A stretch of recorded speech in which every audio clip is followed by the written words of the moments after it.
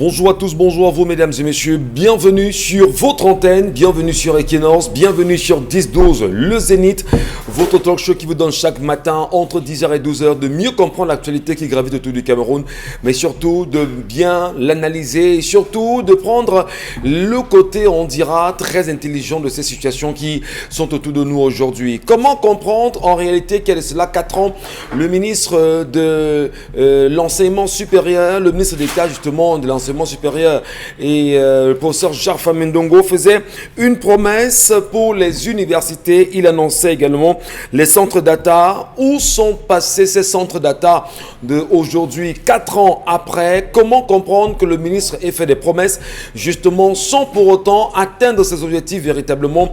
Pourquoi promettre et ne pas réaliser? Où en sommes-nous? Le ministre de l'enseignement supérieur, le professeur Jacques Famendongo, est interpellé sur la question. Madame, Monsieur, on en reparlera ce matin assurément. Il est enfin libre. Mamadou Mota, le deuxième vice-président du mouvement pour la renaissance du Cameroun, après environ 2 ans de prison à la prison centrale de Yaoundé-Kondengui, il a recouvré sa liberté hier soir autour de 1h du matin après de longs procès qui ont émaillé son cas exactement en tant que cadre du parti du mouvement pour la renaissance du Cameroun. Dans quel état d'esprit retrouve-t-il sa famille politique aujourd'hui et dans quel état d'esprit retrouve-t-il sa famille également? Quelle appréciation, vous Camerounais, faites-vous de la libération de Mamadou Mota? Quel est son avenir politique? Peut-on se dire exactement qu'avec lui, on peut lire un avenir radieux avec le MRC? La question, bien sûr, est posée. Et comment appréciez-vous effectivement les 5 millions de francs CFA donnés aux familles des victimes du massacre de Ngarbou commis le 14 février 2020? Paul Biya a choisi de donner à ces familles des victimes un montant symbolique de 5 millions afin de permettre à ces derniers de reconstruire leur domicile. Geste symbolique, certes, en même temps, mais résolution de la crise anglophone. Où en sommes-nous véritablement? Pourquoi laisser perdurer? Et si octobre 2021 nous retrouve, nous serons partis pour 5 ans de guerre. Le chef de l'État peut-il, en réalité, en tant que chef, bien évidemment, de ce pays, si tout est encore entre ses bras, résoudre la question de la crise anglophone le plus vite? On se pose la question effectivement ce matin. La grande famille est au complet. Charles Hamel, Bombo, Karine Santia, Dominique Audrey, Oyengelek, ensemble unis pour la même mission, madame, messieurs. Nous vous servirons jusqu'à 12h. N'oublions presque pas qu'il est important que chacun, d'où il sera ce matin, que ce soit au Cameroun ou à l'étranger, allumons nos cerveaux, posons-nous des vraies questions, car si vous ne faites pas la politique violemment, elle va vous faire et elle va même vous brutaliser. Charles Hamel, bonjour. Bonjour, monsieur Michel Ngachou. Bonjour à tous les téléspectateurs. Karine Santia, bonjour. Bonjour, Michel Ngachou. Bonjour aux téléspectateurs. Bonjour à vous, Mbombo Bengan Kandje. Bonjour, monsieur Ngachou Numba. Bonjour à vous, chers téléspectateurs. Le Premier ministre a envoyé d'urgence dans le sud-ouest un émissaire spécial avec une bonne pactole pour désintéresser les agents soulevés au sein de DDR. Ça commence à bien faire. Merci, monsieur le Premier ministre. À quel moment le fait-il? Pourquoi est-ce qu'il aurait fallu justement qu'il y ait des remous, des tensions, des colères, afin que le Premier ministre puisse envoyer justement cet émissaire là-bas? Et pourtant, c'est qu'on parle bien de démobilisation, désarmement et surtout réinsertion. C'est assez grave quand même. Dominique Audrey Oyengelek, bonjour à vous et bienvenue ce matin. Bonjour Michel, bonjour aux téléspectateurs. Ce matin, je vous raconte l'histoire de 3 enfants âgés respectivement de 21, 19 et 17 ans qui ont pris sur eux de nous contacter pour nous raconter leur histoire. Leur problème commence lorsque leurs 2 parents ont décidé de se séparer à cause d'une incompatibilité d'humeur. Ceux-ci ne s'entendaient plus, alors leur mère a décidé de partir et de laisser leur père de refaire sa vie de son côté après plusieurs années de vie commune. Elle est d'abord partie et après elle s'est rendue compte que ses enfants lui manquaient et elle a dit à son ex-mari: je ne voudrais pas qu'une autre femme élève mes enfants, je ne suis pas sûre de l'éducation, je ne suis pas sûre du traitement, donc je préfère les prendre avec moi. À ce moment-là, le père a voulu faire barrière en disant: mais tu ne fais rien, comment est-ce que tu vas faire pour t'occuper des enfants? Il dit que non, ce sont tes enfants, tu continueras de t'occuper d'eux même à distance, mais j'aimerais avoir un œil, pouvoir les contrôler à ma manière et je vais trouver de quoi faire pour les élever. Donc, De cette façon, ils ont trouvé un terrain d'entente et chaque parent devait donner du sien pour pouvoir payer la scolarité, la santé, la nutrition de ces enfants-là. Sauf que ça fait, disons, 1 an et demi, ce papa a arrêté complètement de payer la scolarité de ses enfants. Ceux-ci sont restés à la maison depuis l'année dernière et au début de cette année, ils ont décidé d'aller rencontrer leur père pour lui demander « Mais comment est-ce que ça se fait que tu ne nous payes plus l'école ?» Il faut dire que quelques années après le départ de leur mère, leur père a pris une autre femme et avec celle-ci, il a fait d'autres enfants. Donc, quand ceux-ci sont allés le rencontrer pour lui demander « L'année dernière, tu ne nous as pas payé l'école et même cette année, tu comptes rester aussi silencieux ?» Il leur a dit vraiment « Essayez de vous battre, hein. Vous êtes des hommes, vous êtes grands. Moi, aujourd'hui, il faudrait que je m'occupe des plus petits, je m'occupe des enfants. Donc, battez-vous comme des hommes, ça ira. » Monsieur? Ce sujet, on l'a débattu ici. Non. Dans un corps. En off. En off. Oui, Ah, c'était merci en off. beaucoup. C'était Merci un beaucoup. mercredi en off. Merci. Je vous en prie, poursuivez. Donc, ces enfants, dont, lorsque leur père leur a dit, ont piqué une colère et ont commencé à faire du bruit. Tellement de bruit qu'ils se sont retrouvés à menacer leur père avec tout ce que vous pouvez imaginer, gourdin, babouche, machette et tout. Tu vas nous payer l'école, c'est inadmissible que tu fasses des préférences, que tu fasses du favoritisme pour ces enfants-là, alors que nous sommes là avant eux. On en arrive au stade où il y en a qui doivent composer le probatoire et autres. L'année est foirée, foutue en l'air, un examen foutu en l'air. Tu dois nous payer l'école. Donc, jusqu'aujourd'hui, leur papa n'a pas trouvé une solution à leur problème. Donc, ces enfants aimeraient savoir, est-ce qu'il ne faudrait pas se rapprocher de la deuxième femme pour qu'elle essaye de plaider pour eux, pour que leur père daigne leur payer l'école? Est-ce qu'il y a quelqu'un, est-ce qu'il devrait porter plainte? Qu'est-ce qu'il devrait faire pour pouvoir retourner à l'école? Tout simplement. Après avoir bastonné papa. Non, ils ne l'ont pas bastonné. Mmh, On a seulement menacé. On a seulement menacé. Oui. En tout cas, ils disent qu'ils ont simplement menacé. Alors, lorsqu'on leur a père. reçu l'histoire, effectivement, je me suis trompé un tout petit peu parce que, effectivement, on a classé les histoires sur la semaine. Lorsqu'on a reçu cette histoire ici, on en a fait débat déjà. Où moi, je ne comprenais pas que qu'on menace son papa. Son père. C'est assez grave quand même. En tout cas, on ne va pas juger. Et qu'est-ce qu'ils demandent aujourd'hui? Est-ce qu'ils peuvent se replier sur la deuxième femme pour espérer retourner à l'école? Qu'elle plaide, parce que ici, si elle réussit à faire comme payer l'école à ses enfants, elle devrait être à même de pouvoir intercéder pour eux, certainement.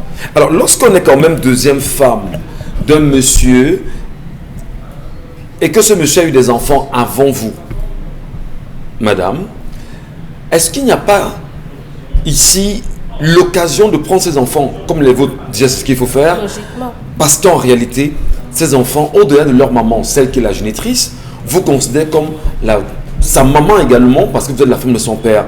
Qu'est-ce qui peut, comment peut-on apprécier si jamais c'est la femme dans l'histoire qui fait blocage, Karine Sontia? Que ce soit la femme qui fait blocage ou pas, il y a des équilibres dans l'éducation de ses enfants. Et ce n'est jamais très beau de vivre dans des couples de parents séparés. C'est pour ça que vous voyez souvent, lorsque les parents veulent divorcer, ils font tout pour que les enfants ne le sachent pas. Vous voyez, c'est quand on a fini qu'on commence à faire comme si maman allait déménager ou alors papa allait vivre ailleurs ou ainsi de suite. Parce qu'on n'a pas envie de mettre ça au visage des enfants qu'on divorce. Et l'enfant va commencer à demander, divorcer veut dire quoi? Et papa devra répondre. C'est pour ça que vous voyez que c'est très difficile pour les parents de divorcer quand ils ont déjà un enfant. La première personne à laquelle on pense, c'est les enfants. Même si on ne s'aime plus, on n'arrive plus à rester ensemble, on n'arrive plus à trouver des compromis. Quand il y a un enfant, tout devient compliqué. C'est dans ça que se trouve ce couple aujourd'hui. C'est-à-dire qu'ils ont planifié leur vie, mais ils n'ont jamais pris en compte le fait qu'ils avaient des enfants et que ces enfants allaient grandir. Voilà que un monsieur et sa femme ont divorcé. Le monsieur a gardé les enfants à un moment. La femme a dit que moi aussi je vais garder les enfants, mais tu continues à payer l'école. Non, l'inquiétude de la femme, c'est dire je veux avoir un droit de regard sur l'éducation des enfants. Ça, à la base, oui. Je n'ai pas dit le contraire. Oui. Je te dis que... Non, on le parle. Elle a je ajouté, je ne veux pas que notre femme éduque mes enfants. Voilà. Voilà. Je n'ai pas dit le contraire. ils vivent avec maman, mais c'est papa qui paye l'école. Oui. Ça, ils s'étaient entendus là-dessus. Ça veut dire que si les enfants sont venus réclamer l'argent de l'école, l'argent de l'école, ça veut dire que eux-mêmes ils allaient chercher l'argent de l'école à papa. Je sais pas. Ou ils passaient par maman avant de donner, mais s'ils aillent frontalement, ça veut dire que soit eux-mêmes ils y allaient, soit c'est maman qui a dit que le tout si vous-même partez réclamer. Et ça arrive. Il y a beaucoup de couples comme ça. Quand une femme se sépare d'un homme, quand l'enfant reste même avec l'homme, la femme fait tout pour que celle qui est dans la maison la parte. Il y a eu des couples comme ça où une femme est partie d'une maison à cause peut-être des difficultés ou des problèmes. Quand elle sort, les enfants qui restent à la maison, une autre femme est là. Même quand elle prend bien soin, elle passe derrière pour intoxiquer les enfants, par exemple. Donc, l'histoire de ce matin nous pousse quand même à nous poser les questions sur comment gérer une relation lorsqu'on s'est séparés. C'est ça le problème. Fondamentalement. Oui. Et dans ce couple-là, le problème, c'est qu'il y a un déséquilibre. Les enfants pensent que c'est la femme de la maison qui est la raison pour laquelle on ne paye pas leur école. Mais encore que l'excuse que le papa donne n'est pas fiable. Mais qu'est-ce qui justifie que les enfants aillent menacer papa? Ce qui justifie, c'est qu'à un moment, vous avez la rage. Quand vous restez à la maison, vous voyez vos camarades aller à l'école. Est-ce qu'il n'y a pas d'autres moyens? Est-ce qu'il n'y a pas Il n'y a d'autres pas attitudes? de moyens, puisqu'ils sont restés à la maison l'année dernière et ils sont encore en train de rester à la maison cette année. C'est ça le problème. Il y a les élèves en classe d'examen parmi eux.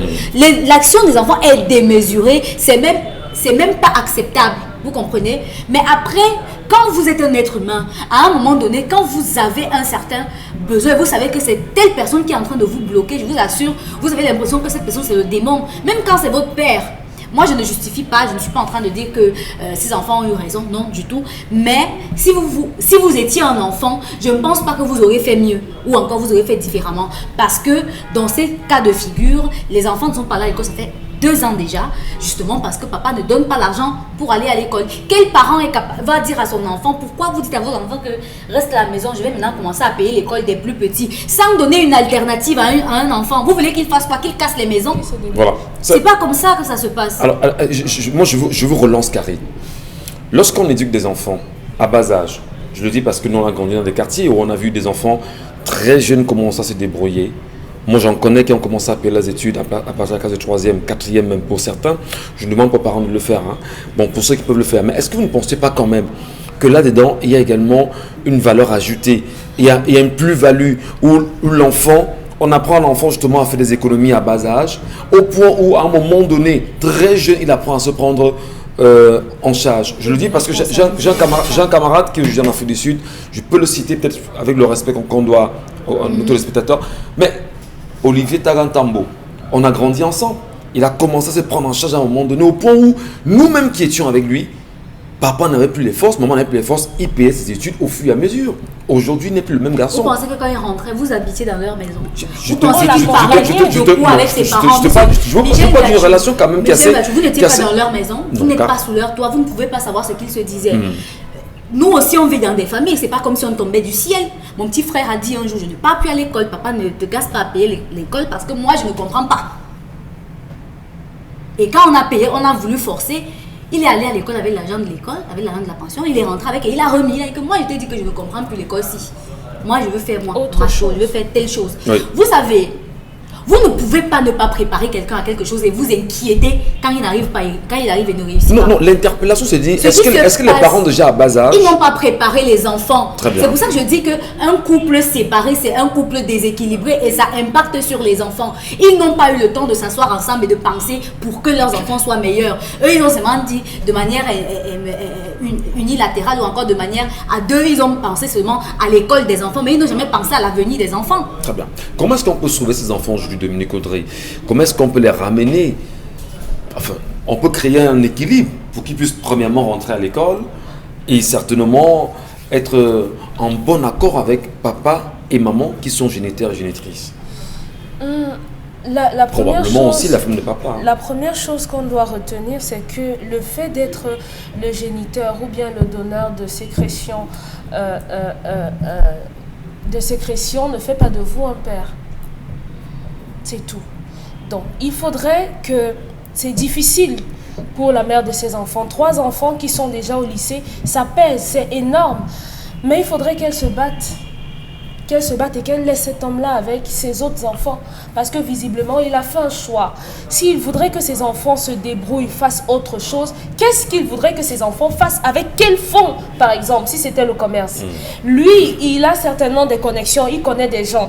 Est-ce qu'il a un de ses amis qui a fait la quincaillerie et il a dit à son ami, vraiment mon frère, ça pèse, c'est dur. Est-ce que pendant les week-ends, pendant les vacances, tu ne peux pas prendre mon fils là-bas, il travaille, tu lui donnes par exemple 2000? Simplement, cet homme a voulu se débarrasser de ces enfants-là et ces enfants ont eu du mal à gérer, du mal à accepter d'abord la séparation qui est, on va dire que chez nous en Afrique, on ne connaît pas ce genre de choses, mais ailleurs, dans les pays occidentalisés, ça a un impact considérable et il y a parfois des enfants qui suivent des thérapies parce que ça crée un vide, ça crée énormément de chamboulements dans la vie d'un enfant de ne plus avoir son père à côté de lui. Donc ici, généralement, on néglige, je m'en fous, je vais prendre mon enfant, je vais enlever le nom sur l'acte du père et tout. On part avec les enfants simplement comme ça. Mais ces garçons sont arrivés à l'âge où on a besoin de quelqu'un qui sera un exemple, qui va nous aider à entrer dans la vie. À partir de 20-21 ans, on a besoin d'accompagnement. Est-ce qu'avec leur mère, ils vont parler de ce qui leur arrive le matin à 5 heures? Non, ils ne pourront pas le faire parce que leur père n'est pas là. Au-delà du problème de l'argent, de la pension, il y a le besoin d'avoir un ami qui est leur père. Mais malheureusement, il n'est pas là. Donc, le geste des enfants explique beaucoup de frustrations accumulées tout au long de leur vie, tout au long de leur croissance. Ils ont accumulé beaucoup de choses qu'ils ont exprimées malheureusement de cette façon-là. Donc, leur mère gagnerait à peut-être s'entourer de sa propre famille à elle. Au-delà de la mère qui gagnera à s'entourer de sa propre famille, comme vous le dites très bien, mais quand même la mère pose un problème qui semble être important pour elle, la maman. Elle pense que si les enfants restent avec papa, enfin leur papa, leur géniteur, si vous voulez, prenons ce mot pour rester un peu plus explicite, la deuxième femme, la femme que papa épouse à nouveau, ne peut pas être capable de bien éduquer cet enfant. Mais qu'est-ce qui peut amener maman à penser pareillement? Dans notre entourage immédiat, on l'a vu à plusieurs reprises. Même simplement le fait d'être copain-copine avec une fille et elle vous fait un enfant et vous restez avec l'enfant. Lorsque vous rencontrez une autre fille, l'autre fille a tendance à voir en votre enfant sa mère. Donc la rivale, par exemple. Que l'enfant qui est là vous rappellera toujours que sa mère était là. Donc le maximum à faire, c'est d'évincer, d'éloigner le plus cet enfant de vous. Donc, malheureusement, c'est comme ça. Dans mon entourage immédiat, moi, j'ai vu ma petite sœur être chassée de la maison. Elle a été chassée de la maison parce qu'il fallait que son père soit bien avec sa petite. Et conséquence, tous les enfants de cet homme-là ont décidé de tourner le dos à cette femme-là parce qu'ils ont envoyé quasiment l'enfant, elle est devenue perdue, entre guillemets. D'accord. Donc est-ce qu'on peut interpeller également la moralité de cette seconde épouse que papa prend? Non. Et en se disant, mais qu'est-ce qui peut pousser les femmes à se dire, je rencontre un monsieur, la jalousie? La jalousie. La jalousie, elles sont jalouses de la mère de l'enfant. Donc à ce moment-là, on ne peut pas interpeller la dame, la nouvelle mère, parce qu'elle aussi, elle vient mener son combat. Elle veut être la plus bonne, la bonne épouse, la bonne tout. Ce qui fait que parfois, l'enfant de l'autre est là, aura certains agissements, il sera plus reprimé que les enfants de la première. Donc il faut faire très attention lorsque vous permettez à une femme d'entrer dans votre vie alors que vous avez un enfant. Donc on interpelle plus le père qui doit faire savoir à la nouvelle femme que mon enfant, si c'est ma vie. Donc comme tu viens là, il faut savoir que si mon enfant a un problème, toi tu dégages. Tu dégages. Bon, vous n'allez pas le faire devant l'enfant, mais il faudrait qu'elle sache qu'elle doit faire très attention. Donc, la mère de ses enfants, franchement, on dit toujours que les enfants sont les enfants de la mère. Cet homme, ça n'a pas marché avec lui. Ne laissez plus que vos enfants aillent même porter la malchance avec ce vieil homme. Donc, vous le laissez avec ses enfants, avec sa nouvelle femme, qui paye l'école autant qu'il veut. Ce vieil homme, c'est son père, c'est leur père. Mais qu'on le laisse, non? Ce vieil homme. Oui, qu'on laisse ce vieil homme. Le père. Si vous voulez, le père. Le vieil homme. Oui, le vieil, il n'est pas jeune, monsieur Mbachou. Donc, vous le laissez, si c'est sa retraite, qu'il prenne sa retraite avec sa femme et ses bons enfants qui doivent aller à l'école. Et occupez-vous de vos enfants. Payez la scolarité aux enfants dans la mesure du possible avec votre famille. Je voudrais quand même, Dominique Audrey, qu'on se le dise en même temps. Dans l'histoire, on ne nous a pas donné les raisons fondamentales de l'éloignement qu'il y a eu entre le père et la mère. C'est pas important. Pour comprendre, oui, c'est important. C'est pas important. pour comprendre fondamentalement ce qui amène ces deux à se La séparer question, c'est et pourquoi surtout ce ils ne qui payent peut pas l'école des justifier enfants. l'attitude du parent. Mais au-delà. On peut se séparer parce qu'on ne s'entend pas. Oui, d'accord, on peut Voilà. parler d'incompatibilité d'humeur aujourd'hui Tout parce que simplement. on est moyens rentré de dans monter une et non pas attitude à payer très vos occidentalisée, Ouais, c'est entre ça. guillemets. Toutes les misères du monde, c'est Oui, parce c'est qu'on parle ça. d'incompatibilité conjugale aujourd'hui, c'est incompréhensible. Incompatibilité d'humeur. Mais moi, je voudrais relancer Charles Lamé sur la question effectivement du... Je vais parler ici de la polygamie. Vous me permettez, je fais rapidement le trait d'union. Est-ce que dans les foyers polygamiques, c'est vrai que tous ces foyers n'ont pas toujours été parfaits, mais il y avait quand même un climat de sérénité qui était tel que les deux mamans ou les différentes mamans qui étaient autour de papa savaient que l'enfant de l'un c'est mon enfant, je le traite comme le mien, sans pour autant créer une barrière, parce qu'en réalité, la deuxième épouse devrait être celle-là qui vient avec de bonnes intentions, en faisant comprendre monsieur, pour qu'on aille de l'avant, parce que ces enfants-ci pourront nous enterrer demain, ces enfants-ci pourront nous donner une bonne condition de retraite demain, et il faudrait tout faire pour qu'ils aient à l'école. Mais est-ce que avant on avait ces problèmes pour les avoir aujourd'hui, Alors, M. Battu? nous n'avons pas ces problèmes pour la simple raison chez les Bantous que les femmes restaient dans leur case, les enfants passaient la journée avec le père. Oui. Le père ne faisait pas de distinction entre c'est mon enfant, c'est les enfants passent la journée, le soir ils regardent les cases de leur maman. En journée, ils sont avec le père. Quand le père est dans la cour, ils avaient un moment où le père enseignait, éduquait ses enfants. Il est un fait que nous devons dire ici aujourd'hui, à l'attention de tous ceux qui nous regardent. La femme n'éduque pas le garçon. La femme n'a pas les capacités et les compétences d'éduquer le garçon. C'est un homme qui éduque un garçon, qui instruit le garçon, M. Michel Ngachou. Vous allez vous rendre compte que dans les quartiers où on compte, parce qu'il ne faut pas, je ne parle pas à l'absolu, dans les quartiers où vous retrouvez des femmes qui élèvent des garçons, les garçons finissent par dépasser leur maman, ils finissent par adopter des attitudes où ils finissent par être efféminés. Essayez de lancer-le, vous allez vous rendre compte. Lorsqu'on a donné la possibilité, et ça j'accuse l'Église catholique, lorsque l'Église a donné la possibilité à la femme de prendre la parole au salon, M. Michel Ngachou, les foyers sont devenus ce qu'elles sont aujourd'hui, les choses sont devenues plus compliquées. L'homme décide sur ses enfants, ce n'est pas la femme. La femme ne parle pas au nom des enfants. C'est l'homme qui parle de ses enfants. La preuve, c'est les enfants qui enterrent leur père, M. Michel Ngachou, et c'est la belle famille qui enterre leur épouse. Il faut que les gens comprennent ça. Les enfants enterrent leur père, et c'est la belle famille qui enterre leur épouse, leur fille, leur belle-fille, pour qu'on puisse comprendre. Ce n'est pas les enfants qui enterrent leur mère. Aujourd'hui, vous entendez les enfants dire « Oh, j'ai enterré ma mère. » Oh, votre mère est venue en mariage. C'est la famille qui enterre. C'est important de le préciser. Monsieur Michel, ici, on va dire que le rôle dans cette histoire, c'est la femme. C'est la femme qui est une dangereuse vipère dans cette affaire, dans ce sens que c'est elle qui monte les enfants. Qui monte les enfants et qui ont dit aux enfants, voilà la deuxième année, non, ne partez pas voir votre père, restez toujours là. Attendez, vous allez voir. Ne partez pas voir votre père. Allez voir votre père, il va payer la pension. Or, elle oublie qu'il y a eu entre elle et son mari, son ex-mari ou son ex-ami, une entente.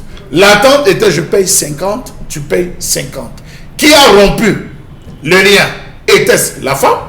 Point d'interrogation. Était-ce l'homme? Autre point d'interrogation. Lorsqu'il n'y a pas eu entente, quelles sont les différentes personnes qu'on a fait entrer dans l'histoire en disant voilà, on s'était entendu pour l'éducation, j'ai refusé que mes enfants ne partent là-bas, elle a voulu garder mes enfants, regardez ce qui est en train d'arriver en ce moment, moi je voulais récupérer mes enfants, je m'occupe. Il n'y a pas eu concertation, il n'y a pas eu discussion, et voilà, la femme a dit, je garde mes enfants. En gardant les enfants, est-ce que l'homme avait la possibilité de voir ses enfants? Oui. Point d'interrogation. Permettez, j'analyse. Est-ce que l'homme avait la possibilité de voir ses enfants? Est-ce qu'il avait la possibilité de discuter comme il faut avec les enfants? Je pose la question. Et autre chose, la femme, quand vous retrouvez, je prends mon cas. Je vous ai dit que mon père, préfet qu'il était de l'époque, à cette époque, avant qu'il ne passe gouverneur, préfet, mon père nous disait chaque jour qu'à 18 ans, je vous mets dehors. Vous sortez de chez moi. On a commencé à cette époque-là, M. Michel Gachou, toutes les vacances, il a envoyé les plus jeunes frères faire les vacances. Bon, cette agence n'existe plus, Soko Voyage. Les gens partaient à Soko Voyage, d'autres partaient faire à Sabena. On envoyait, il organisait ça pour les vacances. Un matin, il s'est levé, il a dit, bon, c'est terminé. Les histoires que vous partez vous asseoir, vous nettoyez les vitres, c'est terminé, il passe à une autre phase. Il nous envoyait chez notre regretté oncle en Komkana, qui avait marché au marché Mokolo. Il vendait les bouteilles, M. Michel Gachou, les bouteilles. Il vendait les bouteilles, il vendait, c'est là où on partait faire avec les sacs Mokota, la bouillie. On s'est retrouvé à toucher un autre aspect de la vie. Est-ce que la maman qui prend les enfants et qui se rend compte que, attention, votre père a une nouvelle femme, votre père a plus d'attention. La femme sait voir ces choses. Votre père aime plus les enfants qu'il a fait avec l'autre que vous. Il faudrait que vous apprenez. La femme intériorise et dit aux enfants, apprenez à vous battre pour que demain vous ne soyez pas les derniers. La femme met en place un mécanisme sans informer les enfants pour les permettre d'être prédisposés à s'assumer. Mais ça rejoint ce que vous dites quand même, cher Lamel. Faites le lien. Vous dites justement que la femme ne peut pas éduquer le garçon.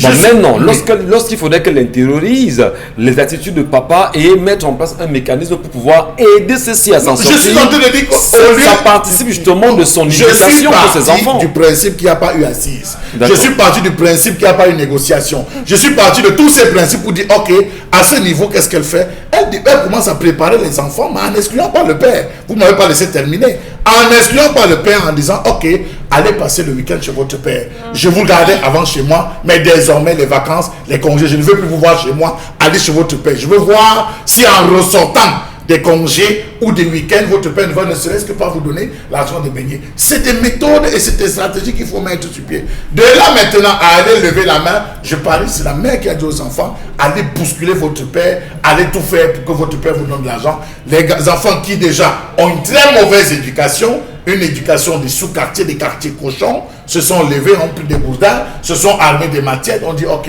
nous allons voir. Est-ce que si en ce moment, nous sommes aujourd'hui au deuxième trimestre, le père, parce qu'ils sont venus bousculer, prenait l'argent et l'a donné, ils iraient à l'école?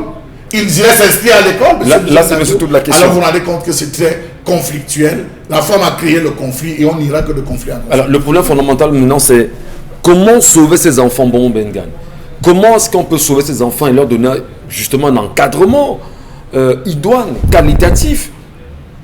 Je pense que les enfants eux-mêmes, ils ont envisagé cette piste-là en disant, est-ce qu'il n'est pas possible pour nous de nous rapprocher de la deuxième femme de papa?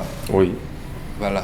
Mais sauf que en s'approchant de la deuxième femme de papa, auront-ils la sagesse, l'intelligence d'enlever les mauvaises idées que leur maman leur a données? Est-ce que ce serait pour sauver l'école en disant, nous aussi on va lui montrer? Donc, vous savez, Karine a utilisé un mot tout à l'heure, l'équilibre. L'équilibre dans la vie de famille.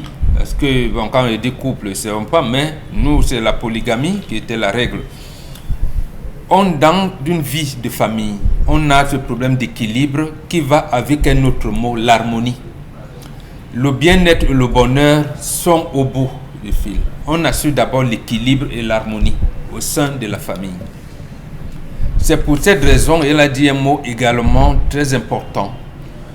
Nous, en Afrique, on voulait toujours, j'allais dire, cacher les enfants des problèmes que leurs parents ont.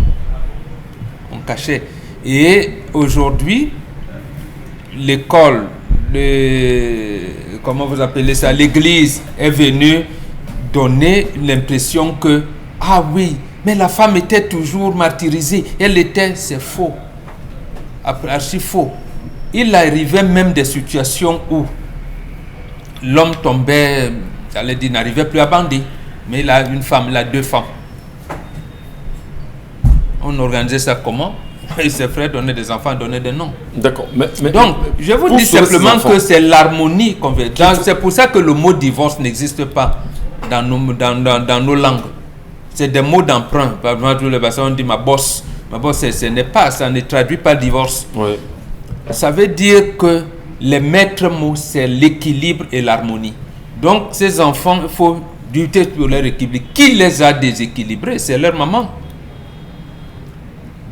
Deuxièmement, les enfants appartiennent à l'homme. C'est trop facile d'accuser la maman. Non, elle est venue reprendre les enfants. je ne veux pas qu'une autre femme élève mes enfants. Ça aurait été mieux de laisser, c'est-à-dire de venir en conséquence de la maltraitance des enfants que la deuxième épouse aurait infligé à l'enfant en disant, mais ma chérie, c'est comment ça se fait? Comme vous êtes donc incapable, ton mari et toi, vraiment, je prends mes enfants. Mais elle les prend et elle dit moitié-moitié. Voilà, et Charles a posé la question, où est-ce que ça a gâté? Pourquoi moitié-moitié n'a plus continué? Et l'homme vient maintenant... Pour les plus jeunes. Non, l'homme maintenant vient marquer un brin d'irresponsabilité là-dedans. En disant, bon, débrouillez-vous. Voilà, je vais m'occuper des plus petits. Ça aussi, c'est pas un bon argument. Oui. C'est pas un bon argument parce que là, à ce moment-là, il aurait pu prendre ses enfants en leur disant, la chérie, je t'avais dit que ces enfants allaient te dépasser. Voilà maintenant. Et tu viens donc, vous vous asseyez. Parce qu'on dit souvent dans nos traditions que le mariage qui a des enfants ne finit pas. Ça ne veut pas dire que vous continuez à coucher ensemble. Mais ça veut dire que l'équilibre et l'harmonie de la famille que les enfants sont appelés à perpétuer doit rester. Donc, il devait faire réunir les deux femmes en disant, voilà, tu as fait les enfants, voilà. Il donne l'éducation à sa coépouse en lui disant, voilà comment ça se fait. Bon, les deux femmes, c'est un peu... Oui, absolument, parce qu'ils ont eu une certaine éducation avec leur maman. Il va les récupérer chez lui. Il faudrait bien que les deux partent. Sinon, l'autre va souffler derrière. Est-ce que vous avez même mangé? Est-ce que tu n'as pas vu? Vous avez acheté les habits de Noël? Non, nous, on n'a pas connu ces choses-là. On n'a pas connu. Donc ici, ils ont élaboré une piste. Je souhaite qu'ils explorent cette piste-là en allant s'approcher de la deuxième épouse de Merci pour cette proposition, Bonbon Bengan. Mais on connaît le cœur des femmes. Est-ce qu'elles ont la capacité à accepter de s'asseoir tous les deux face aux messieurs, y compris les enfants, pour tenter en réalité de résoudre la situation? Non, pas devant les enfants. Monsieur fait asseoir ses femmes. Ah, c'est déjà sa deuxième femme. Ils se sont séparés. Oui, mais quand il veut récupérer ses enfants, il appelle les deux femmes en les disant... Les enfants qui ont voulu les taper. Voilà. Maintenant, c'est un peu ça aussi. Merci à vous, merci Charles Amel, Bonbon Karine et Dominique Audrey. Nous poursuivons l'émission et vous, madame, messieurs, le temps de comprendre exactement les réalités du Cameroun profond. Le Cameroun qui vous appelle, qui vous intéresse, qui vous interpelle au quotidien. Mais surtout, comment reconstruire un Cameroun pour qu'on puisse ensemble s'y rassembler et se ressembler. Trop de sujets quand même de colère dans ce pays.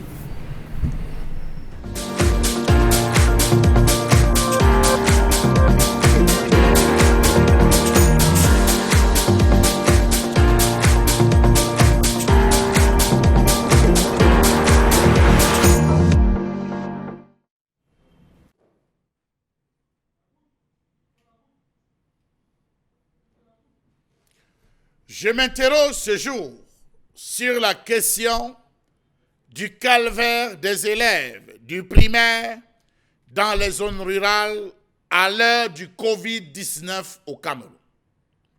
Le Covid-19 est venu mettre, comment on va dire, le derrière de nombreux secteurs à jour. On découvre désormais l'état de certains domaines d'activité à cause de cette affaire de Covid.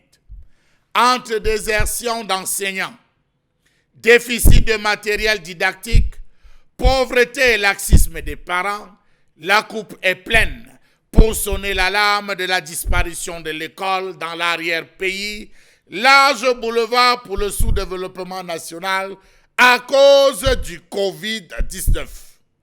Vous ne pouvez rien entreprendre dans les écoles primaires de l'arrière du pays sans entendre Covid-19. Comment comprendre que dans la plupart des régions, il existe des écoles à cycle complet avec un seul enseignant? Des écoles laissées à la merci des bénévoles non formés? Comment comprendre que pour certaines écoles disposant de plus d'un enseignant, le directeur est un des pires dictateurs, régulièrement absent de l'école, qui à ses heures perdues confisque le matériel de travail parce qu'il estime que les enseignants vont contaminer cela en cas de Covid-19. La région de l'Ouest est en train de traverser la barre puisqu'on dit très infectés par le Covid-19 en ce moment, cette deuxième vague en termes de recrudescence.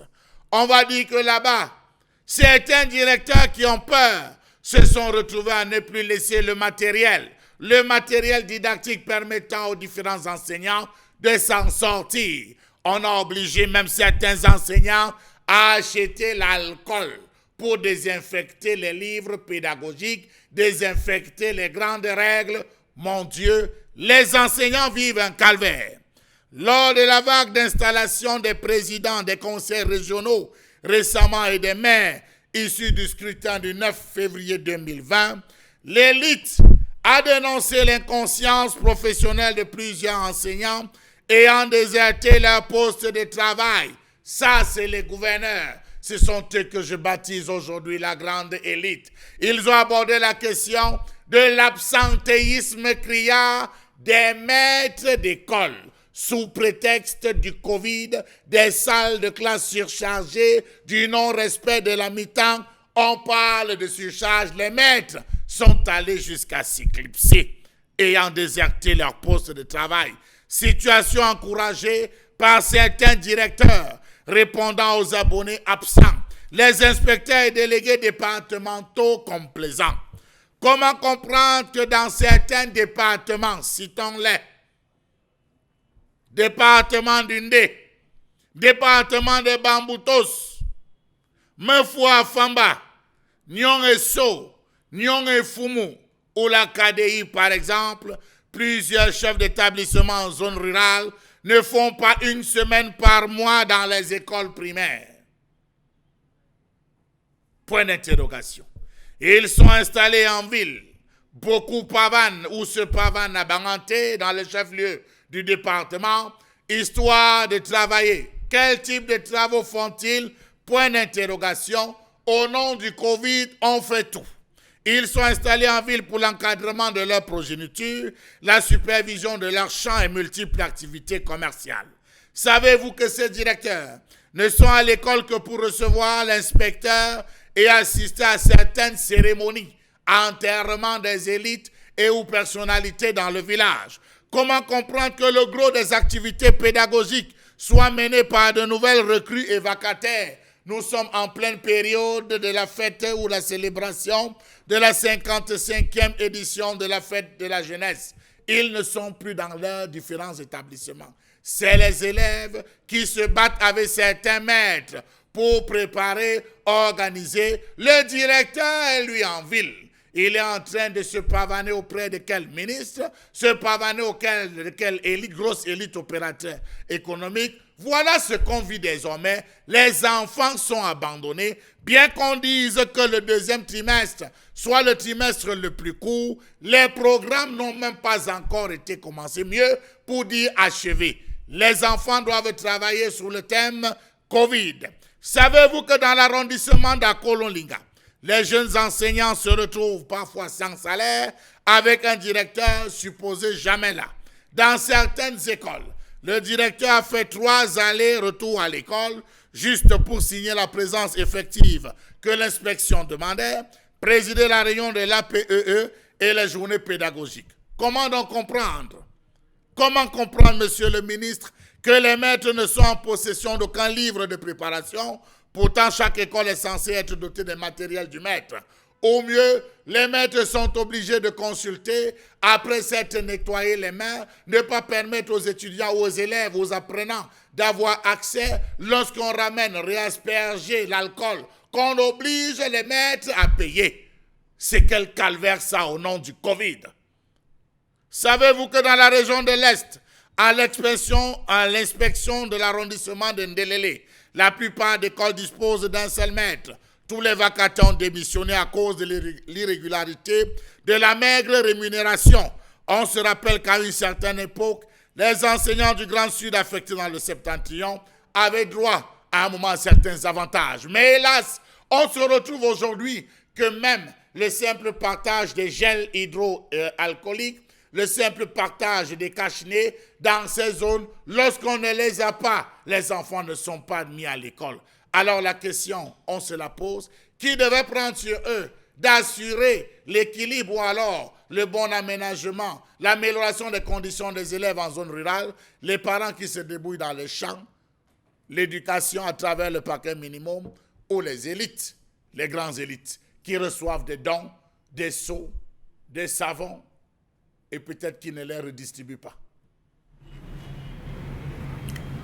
Colère exprimée ce matin, mesdames et messieurs, tentons de comprendre réellement ce qui se passe dans ces villages de notre pays aujourd'hui. On espère d'ailleurs qu'en le disant ce matin, en interpellant humblement le ministre de l'Éducation de base, M. Etundingwa, à ouvrir les yeux sur les réalités qui sont perceptibles dans ces villages aujourd'hui. Est-ce que vous êtes quand même au courant, monsieur le ministre, qu'au-delà de tous les enfants de ces villages ne profitent pas véritablement des enseignements?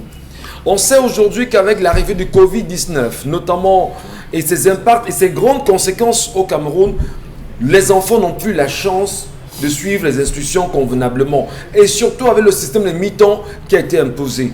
Comment comprendre que l'on soit dans une dégradation de l'enseignement aujourd'hui au Cameroun?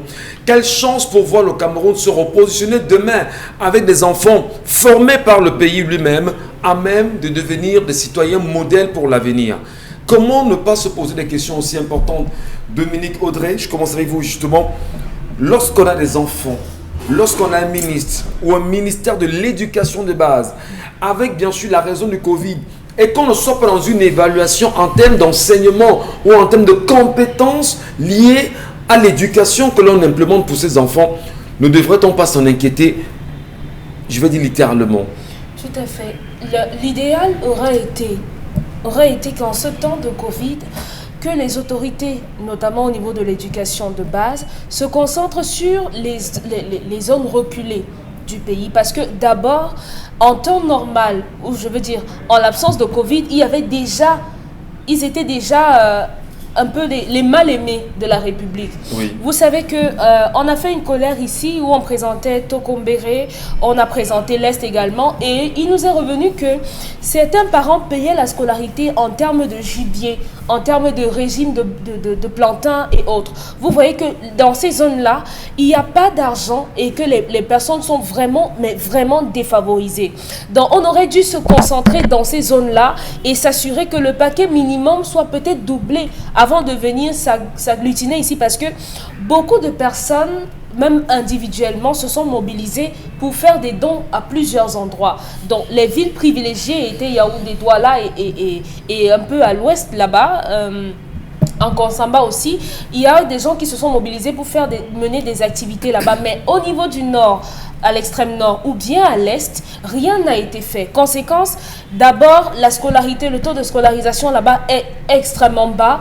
Avec le Covid, ça a encore radicalement diminué parce qu'il y avait la distanciation sociale qu'il fallait respecter, et pour la respecter, il fallait des bâtiments. Est-ce que des bâtiments ont été aménagés pour accueillir les élèves qu'on avait déplacés? Non, je ne pense pas. D'abord que les bâtiments, même au niveau de l'extrême nord, il n'y en a même pas. Donc rien n'a été fait pour pouvoir s'assurer que effectivement, malgré le Covid, tout était fait pour que l'éducation ne souffre de rien. On peut trouver que peut-être quand vous dites rien n'a été fait, est-ce qu'en réalité, le ministère ne nous tapera pas sur le dos en disant que comment vous dites que rien n'a été fait alors que les constats qu'on a aujourd'hui sont tels que rien n'est fait véritablement? Ben, on est d'accord, non? Oui, qu'est-ce qu'ils ont fait? Peut-être qu'ils ont expédié des sons là-bas. On est conscient qu'après l'émission, on va nous appeler, mais monsieur Ngatué, non. On a des preuves effectivement qu'il y a des villages où rien n'est fait véritablement. Et c'est de ces villages-là dont on parle, parce que ils sont défavorisés. L'éducation ou bien les hommes en devenir, les hommes qui construiront le Cameroun demain commencent là-bas, à cette école primaire-là. Si la base est fautée, si la base est mauvaise, d'abord avec la qualité des programmes qu'on a aujourd'hui sur lesquels on peut effectivement redire, si Imaginez un peu pour ces zones-là. Je vous ai dit que ici, par exemple, quand vous posez la question à un enfant, c'est quoi le nom du ministre de la Santé? Il a du mal à savoir aujourd'hui dans nos centres-villes. Imaginez donc de ce côté-là où il n'y a pas d'électricité, même pour que les enfants puissent travailler encore le soir. Monsieur Machou a parlé des difficultés que rencontrent les enseignants avec le matériel didactique pour pouvoir enseigner. Ils ne l'ont pas. Et maintenant, imaginez donc les parents qui doivent envoyer ces enfants dans ces écoles-là. Donc, on peut rattraper les choses. On peut rattraper les choses parce que même si les programmes ne sont pas totalement faits, on doit pouvoir aménager des programmes pour des zones spécifiques. Là-bas, on a un déficit d'enseignants. Puisqu'on n'a pas des enseignants là-bas sur le terrain, on peut s'arranger à ce que tel et autre chapitre soient enseignés là-bas et on est sûr qu'on pourra... Et vous évoquez un problème qui est extrêmement important, c'est l'absence des enseignants. Aujourd'hui, c'est des vacataires, mais surtout l'absence des directeurs d'école, comme Charlamagne Bachou l'a très bien dit. Une fois on apprend qu'il y aura une inspection du ministère de l'Éducation des bases qui viendra voir l'évolution des activités, le même jour, le directeur y apparaît. Alors, dans ce cas-là, Karine Santia, vous pensez que pour sauver ces enfants aujourd'hui, qu'est-ce qu'il faut faire de votre point de vue? Moi, je ne sais pas. Avec ce gouvernement, on ne connaît plus rien, on n'arrive même plus à savoir quoi faire. Parce que quand vous parlez, on vous taxe d'antipatriote et tout, vous noircissez l'image du Cameroun. Mais maintenant, à un moment donné, quand même, vous êtes à bout de propositions. Parce que quand vous faites les analyses, vous voulez quand même qu'à la fin, vos analyses soient quand même sujets à questionnement pour ceux qui nous gouvernent. À quoi servent les associations des parents d'élèves et d'enseignants? Si, il y en a là. Si l'association sert vos parents à défendre les intérêts de leurs enfants dans l'établissement. Et les enfants ne vont pas à l'école. Elle devrait permettre aux parents de réclamer la présence des bibliothèques dans les établissements scolaires, de réclamer l'effectivité des salles de classe et des tables bancs dans les salles de classe, la présence des enseignants. C'est pour ça qu'il y a des enseignants qu'on appelle les maîtres de parents. Donc c'est à ça que c'est l'association. Ça ne sert pas à autre chose. Sauf que dans notre pays, ce n'est pas trop ça. Mais il faut dire aussi que le 24 novembre 2020, la Banque mondiale a octroyé au Cameroun 45 millions de dollars. Ça, c'était pour accompagner le Cameroun au niveau de son éducation de base, parce que c'était au ministre Laurent Serge Toundingwa de recevoir ce fonds-là. C'était pour aider le Cameroun à protéger son éducation en pleine période de Covid. Donc, ça allait permettre aux zones défavorisées, aux zones éloignées des grands centres et autres, de permettre aux écoles, aux établissements scolaires de fonctionner alors que nous sommes en pleine période de Covid. Donc, ça allait aider. Maintenant, il y a aussi un 52 milliards de francs CFA, millions de dollars qui a aussi été octroyé, toujours dans ce cas-là. Mais quand vous finissez d'analyser tout cela et vous êtes quand même au quartier avec les enfants, vous êtes constamment avec les enfants, vous ne voyez même pas une différence entre avant. Est-ce qu'il n'y a même pas un banditisme à l'international, Karine Santia? Lorsqu'on vous fait savoir que un organisme international vous a prêté de l'argent ou bien mis l'argent à votre disposition et que le pays lui-même récupère cet argent et ne soit pas capable de mettre sur pied le projet initialement prévu. Est-ce que cette banque-là en elle-même, c'est vrai, on a eu le FMI qui a eu à le faire quelquefois, ne peut pas venir lui dire, mais ce pourquoi te moi, c'est entendu, tu ne le fais pas? Mais le FMI sait qu'ils ne vont pas le faire. C'est pas comme si le FMI... Parce qu'ils ont l'habitude de le dire. Et parfois, ils accusent le Cameroun de ne pas bien maturer leur projet avant de soumettre aux organisations internationales. Mais ce qui nous inquiète ici, c'est l'état dans lequel les enfants étudient. Les enfants prennent les cours. Ces affaires de cache-nez qu'on avait au départ, là, vraiment, il n'y a plus ça. Dans les écoles publiques et autres, les enfants n'en portent plus. Il y a autant d'enfants dans les salles de classe qu'il y en avait avant. Et les enfants continuent à faire la mi-temps comme ils faisaient avant. Donc, il n'y a même pas de différence. Que ce soit dans les zones rurales ou dans les zones urbaines, c'est pareil. Et en zone rurale, encore, il y a la précarité de l'enseignement. Parce que les enseignants qui sont souvent affectés là-bas ne sont pas soit pris en charge, d'autres qui sont pris en charge ne sont pas bien logés. Il y a des enseignants qui sont parfois payés par les communautés elles-mêmes, mais c'est très difficile parfois pour une communauté d'entretenir l'éducation à elle seule. C'est pourquoi il faut toujours la contribution de l'État. Donc c'est compliqué. Et en cette période de Covid-19, il était question que chaque établissement, que ce soit l'éducation et des enseignements de base ou bien supérieurs ou bien secondaires, il devait avoir des points de lavage des mains. Il devait avoir des points d'eau, des robinets. Au cas contraire, des seaux qui étaient destinés au lavage des mains. Là, c'est le projet en lui-même. Oui. Mais lorsque nos enfants ne partent pas à l'école et que ça ne meuve personne et que ça n'indigne personne dans un pays qui se veut sérieux, on trouve quand même qu'on doit rester les bras croisés, on va regarder, on va apprécier et on va chanter pour dire voilà, on ira au stade. C'est ça. En tout cas, madame, monsieur, merci de rester des nôtres. Vous connaissez réellement les plateformes à travers lesquelles vous pourrez réagir aux différents sujets portés sur cette antenne ce matin. Comme tous les jours d'ailleurs, je vous donne la page Equinox TV pour vous qui êtes effectivement en train de nous regarder à l'instant et sur les réseaux sociaux, notamment Equinox TV. Allez vous y abonner et pendant l'émission, laissez-nous vos commentaires. À côté de ça, vous avez la page Equinox TV également.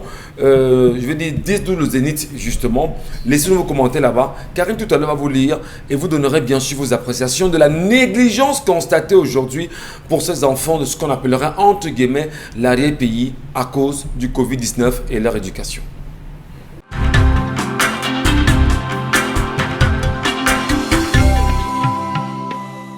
Bienvenue à tous, mesdames et messieurs, bienvenue à vous, bienvenue encore à ceux et celles qui à l'instant prennent le regard de 10-12 le Zénith. Vous êtes très nombreux et puis chaque matin nous vous remercions pour la fidélité, l'engagement que vous trouvez d'ailleurs à nous accompagner chaque matin.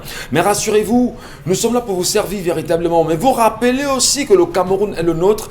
Et lorsqu'on parle du Cameroun, ce n'est nullement dans l'intention de détruire ce qui est construit depuis, on va dire, la création de l'État du Cameroun lui-même. Mais il est important quand même d'interpeller les gouvernants du moment, de leur montrer la réalité du Cameroun parce qu'en fait les gouvernants ont la machine, ils tiennent des choses en main. Et quand on parle encore de gouvernement, madame, monsieur, n'oubliez pas, il y a des politiques qui sont mises en place et initiées et encadrées par le chef de l'État lui-même.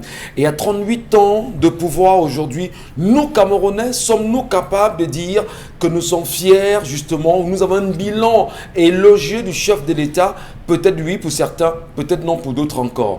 D'aucuns vous diront qu'on a de routes. Oui, c'est pas faux. Mais quel type de route avons-nous? D'aucuns vous diront qu'on a des lycées aujourd'hui, comparativement aux années 80, 90 où il n'y en avait peut-être pas. Oui, mais quel type d'enseignement avons-nous aujourd'hui? D'aucuns vous diront qu'on a des universités aujourd'hui. Oui, mais comment est-ce qu'on traite les enseignants de ces universités aujourd'hui? D'aucuns vous diront en réalité que le Cameroun a une économie florissante. Attention, attention aux chiffres, madame, monsieur. Donc, nous parlons dans l'intention, effectivement, de vous présenter le vrai visage du Cameroun. Et l'un des sujets qui nous interpelle ce matin, c'est la question évidente même du Covid-19 et ses conséquences dans les établissements et les écoles, dans ce qu'on appellerait de l'arrière-pays, entre guillemets, dans les villages de nos grandes villes, où les enseignants n'y vont plus, où les enseignants ont déserté les établissements, les enfants n'ont plus d'enseignement, les directeurs d'école n'y vont plus et on interpelle frontalement le ministre de l'Éducation de base, M. Ntou Dingwa, sur la question. Bonbon Bengan Kandje, le Covid-19 est arrivé, d'accord. Charles Ahmed disait tout à l'heure qu'avec ce Covid, permettez l'expression, on devait voir les fesses des Camerounais réellement. Ça veut dire qu'avec le Covid aujourd'hui, est-ce que le Minédub aujourd'hui parvient quand même à se revoir, c'est dire, est-ce que j'ai évalué ce que j'ai eu à faire depuis le début de l'année avec l'ensemble des enfants qui vont à l'école sur le territoire camerounais aujourd'hui et quel est mon apport en tant que Minédub? Il doit le faire ou pas? Non, il doit le faire, mais sauf que Covid-19 a validé l'école buissonnière. Ça existait avant, mais c'est venu officialiser cela. Moi, par exemple, dans mon village, Sagbaïmé, il y a 2 écoles. L'école publique de Sagbaïmé Centre, avant Covid, le directeur ne venait presque jamais. Il venait là quand le délégué départemental était en séjour. Avec Covid, il a accentué les absences. Alors que il est fonctionnaire et il est installé à la fin du mois. Sa collègue de Sagbaïmé Plateau est là. Une femme, c'est pour ça que peut-être faut donner le pouvoir aux femmes. Bon, voilà, donc il est venu officialiser l'école buissonnière. C'est tout. Il y a un fait, vous avez parlé tout à l'heure, la Banque mondiale a ça veut dire quoi? Vous avez interrogé l'apport des parents d'élèves. Cette histoire, je pense, commence dans les années 79. Quand l'État fait appel aux parents pour venir l'aider. Au fur et à mesure que les parents viennent en appui, parce qu'on a commencé à parler de la communauté éducative, les enseignants, les apprenants et les parents. Au fur et à mesure que les parents s'investissaient, l'État s'est rétracté. Donc l'État a finalement démissionné complètement. Parce que même les enseignants, à notre époque, on les appelait les maîtres bénévoles. Oui. Maîtres bénévoles, l'inspecteur d'arrondissement venait au moins 2 fois par mois, 2 fois par trimestre, pour évaluer. Au bout de 2-3 ans, ce maître bénévole était contractualisé. Et il bénéficiait des affectations des autres. Maintenant, vous les appelez maîtres des parents, pratiquement. Ça veut dire que l'État vous a dit que cette affaire-là ne m'intéresse pas. À un moment, les Japonais qui viennent vous dire que comment les bâtiments tombent comme ça. Mais si je vous donne l'argent, là, vous allez bouffer ça. Donc, bêta, je vous donne les bâtiments. Oui. Cas 2. Voilà. Donc, voilà donc cette situation qui arrive aujourd'hui avec Etundi Ngoa, dont vous appelez, il est chef département physiologie à l'université de Yaoundé 1. Donc, c'est un enseignant. Oui. Chef département. Il connaît les problèmes des enseignants. Est-il absorbé par l'encadrement des étudiants à Yaoundé 1? À Yaoundé 1, on vous dit qu'on ne le voit pas. Donc, est-il absorbé par les problèmes au ministère? Au ministère, on ne le voit pas. Il est alors où?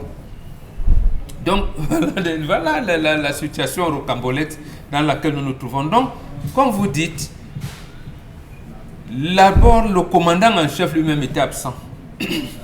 Ça veut dire que Covid, c'est la guerre. La guerre est arrivée.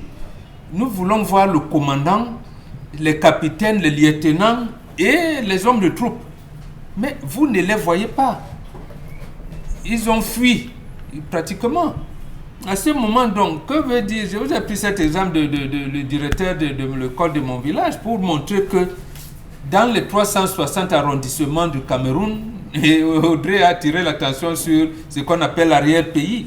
À ce moment, vous n'avez pas. D'abord, votre salaire ne passe pas. Vous avez du mal à joindre les deux.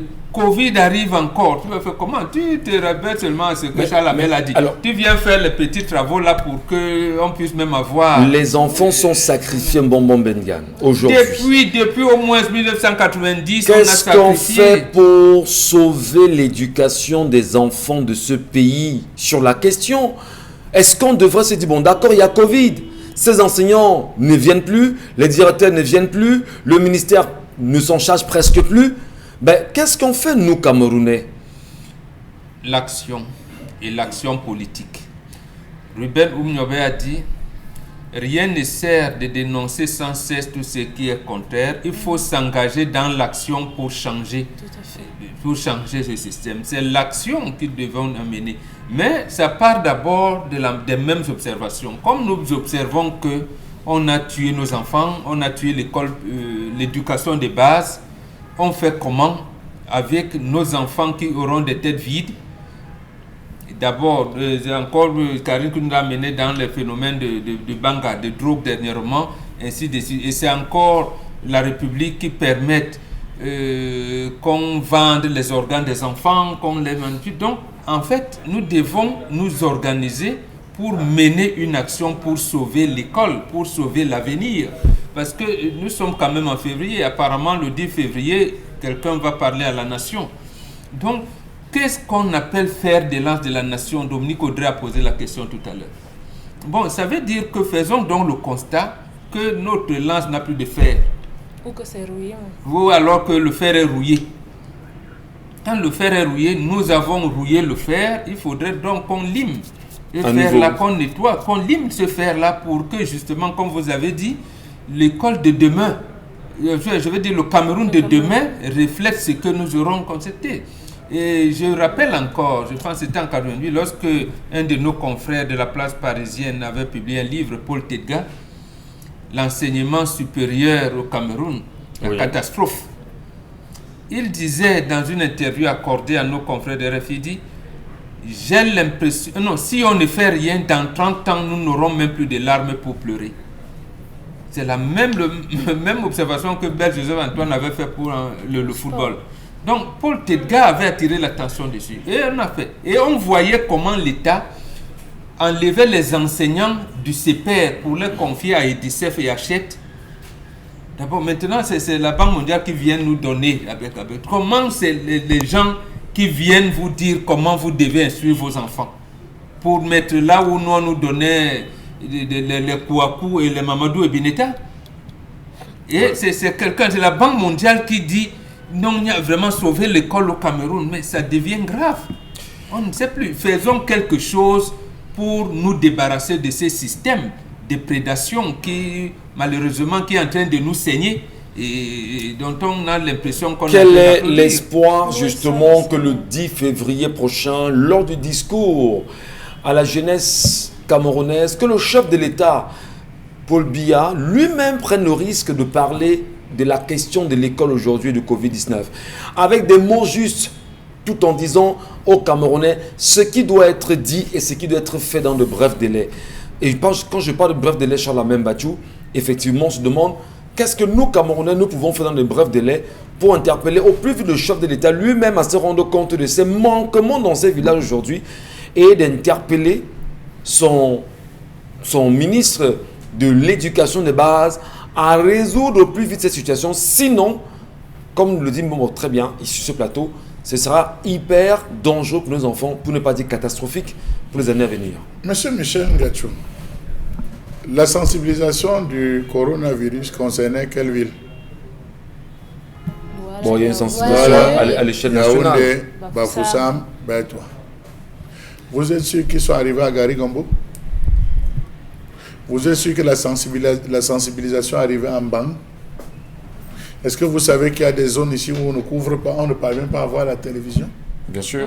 Est-ce que ces zones ont été sensibilisées de ceci qu'il y a Covid qui chauffe, monsieur Michel Ngachou?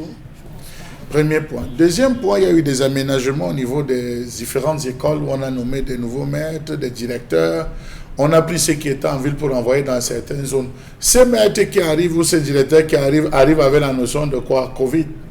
Est-ce que dans ces zones, on a parlé de Covid? Pourquoi venir appliquer les règles de Covid de la ville dans certains villages? Autre point d'interrogation. Vous arrivez, je prends par exemple pendant toute la période de Covid, ceux qui ont réussi, qui voyageaient, vous allez vous rendre à Bafang. Je prends un cas simplement à Bafang. Les gens ne vivaient pas comme s'il y avait Covid. Vous allez à Yabassi, les gens ne vivaient pas comme s'il y avait Covid. Quand vous parlez à quelqu'un, vous dites que restez avec vos choses de la ville. Parfois, vous arrivez, c'est les gars du village même qui vous mettez à côté. On entend rien. Restez avec vos histoires, c'est vous qu'on esquivait, monsieur Michel. D'où vient-il donc un directeur nouvellement affecté arrive dans une école? Je prends un village, le village quoi? Il débarque dans ce village, il oblige à tous les élèves d'avoir le cache-nez. Premièrement, les élèves ne sont même pas à jour.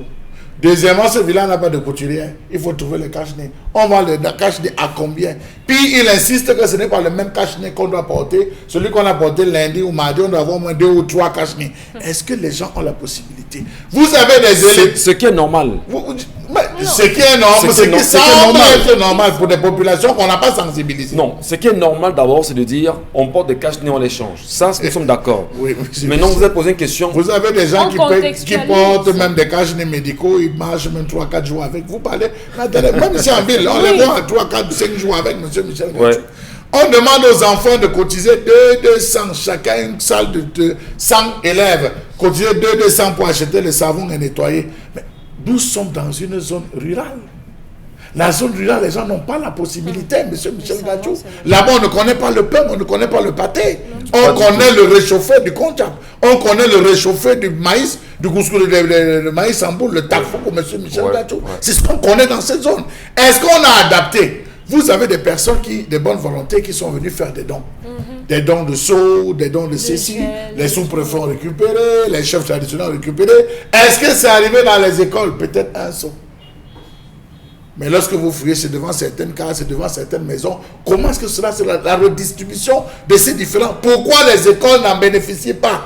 Et Charles, nous avons la preuve de ce chef qui avait dit au préfet que oui, merci beaucoup, mais ça ne nous intéresse pas. Voilà. Alors, vous imaginez qu'on affecte des gens qui arrivent et veulent appliquer les règles de la ville au village. Ça devient compliqué. Vous avez des élèves au niveau de M. Michel Ngachou, comment on appelle ça, le nom va me revenir, dans cette école, où un enfant, parce qu'il toussait, l'enfant a tapé une toux avec le froid qu'il fait. On a pris l'enfant, on a mis en isolement jusqu'à ce qu'il devait guérir. Il l'a mené à l'hôpital de ses parents de venir payer. Les parents disent non, pas d'argent, l'enfant en une toux. On dit on soupçonne le Covid. L'enfant est parti de son village pour Banganté pour Bafoussam, M. Michel Ngachou. Alors que l'enfant n'avait qu'une pauvre toux. Vous avez des enfants qui ont du paludisme. Est-ce que les réalités de la ville, parce que c'est ça, est-ce que les réalités s'imposent? Vous avez des enfants qui sont dehors. Vous avez des enseignants qui arrivent, ils disent que si on ne procède pas à la division de la salle de classe, ils n'enseignent pas à cause des mesures barrières. Est-ce que ces mesures barrières ont donc été appliquées dans ces différentes écoles? Que non. Je voudrais qu'on soit d'accord, M. Bachou. Il y a des revendications légitimes. Parce que si l'enseignant demande à ce qu'on puisse séparer, tel que le veut... Karine vous a demandé qu'il y a combien de bâtiments d'abord? Effectivement, c'est ça le problème fondamental. Pourquoi l'État du Cameroun ne peut pas mettre à la disposition des villages, des établissements? Qu'est-ce qui se passe que même les autorités... Non, écoute, ça peut faire rire. On a tué l'école. Oui. Parce que fondamentalement, l'enseignant, s'il vous dit séparer, c'est normal de séparer. Tu es l'enseignant. Bon, Michel Ngachou, vous avez vu les campagnes? On est d'accord. Vous avez vu les campagnes? Les campagnes législatives à l'extrême nord? Oui. Vous avez vu les salles de classe? Effectivement. Là où les ministres sont assis pour Vous parlez des Ajiroma. Oui. Effectivement. Oui, depuis là, l'école est tout comme ça. Rien n'a changé. Depuis qu'il s'est assis là-bas, l'école est calée comme ça. Alors, donc, quand on demande, l'enseignant qui vient de la ville dit ok, je peux pas enseigner dans ce genre de conditions, diviser la salle, le directeur de l'école n'est jamais là. Qu'est-ce qu'il fait? Ils organisent deux groupes. Aujourd'hui, vous venez, demain, le seul autre groupe. Mais regardez comment les enfants vivent le calvaire. Ils se retrouvent à séparer la classe des gens, vous venez. Est-ce qu'ils vont atteindre le programme? Hein, Monsieur Michel, les enfants viennent de très très loin pour venir faire ces cours. Oui, on va dire, mais en zone rurale, Monsieur Michel Ngachou, si vous avez passé le temps, comme vous aimez à le dire sur le plateau, à Bassamba, vous devez savoir que 100 francs dans une zone comme celle-là, c'est de l'or. Avoir 100 francs, c'est de l'or. Et quand on sait que dans ces zones, on va vous faire un cache-nez à 500 francs, 600 francs, quels parents pourront dépasser 1000 francs pour pouvoir l'avoir? Est-ce que véritablement, on ne saurait pas mettre, à travers le paquet minimum, augmenter pour dire, ok, aux parents, voilà ce qu'on peut mettre, permettre aux parents, même chaque semaine, de payer 500 francs. Quelle est cette histoire qu'il faudrait que les enfants donnent 200 francs pour le savon, pour respecter les mesures barrières dans la zone? Mais attendez. Alors qu'on leur envoie le attendez. alors qu'il y a un budget justement qui était mis à disposition pour tous les ministères. Que les directeurs exigent. Vous voyez, quand les maîtres arrivent, ils prennent les grosses équerres, les grosses règles, quand ils vont en classe pour la copie et tout. Mais qu'on oblige ces différents maîtres à marcher avec l'alcool. Ils doivent désinfecter lorsqu'ils prennent, désinfecter lorsqu'ils viennent remettre. Mais ce budget-là sort d'où? Pourquoi est-ce qu'on... C'est quand même compliqué, monsieur Michel Ngachou. On a tous ces moyens.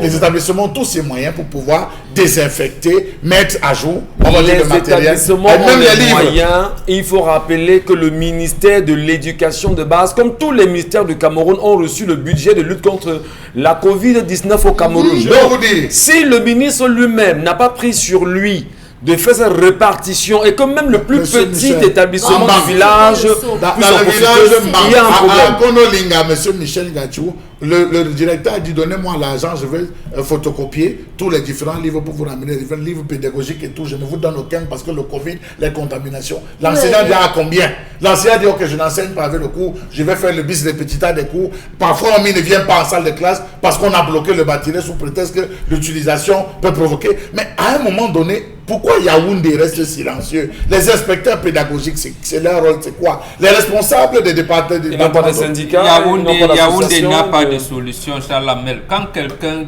le dépasse, il faut comprendre que ça l'a dépassé. Et il laisse donc. Voilà, quand ça te dépasse, tu laisses. En principe, c'est là que devait être la solution. Karine Santia, que nous disent les téléspectateurs? Que le chef de l'État, son Excellence Paul Biya, connaît les problèmes du Cameroun. Il les résout au fur et à mesure. Voilà, tout à fait. Il les résout progressivement. Les temps de Dieu. Pour rien au monde, je n'encouragerai jamais mes enfants à manquer de respect à leur père. Quoi qu'il se passe entre nous passe parce que j'ai peur de leur père. Mais pour la bénédiction de mes enfants, aucune femme ne doit tolérer ça. Quand ça ne va pas entre nous, je le lave propre. Mais mes enfants restent hors de ça. Antoinette Mani. Qui les lave? C'est ça, ma fille. Laver, c'est respecter le mari.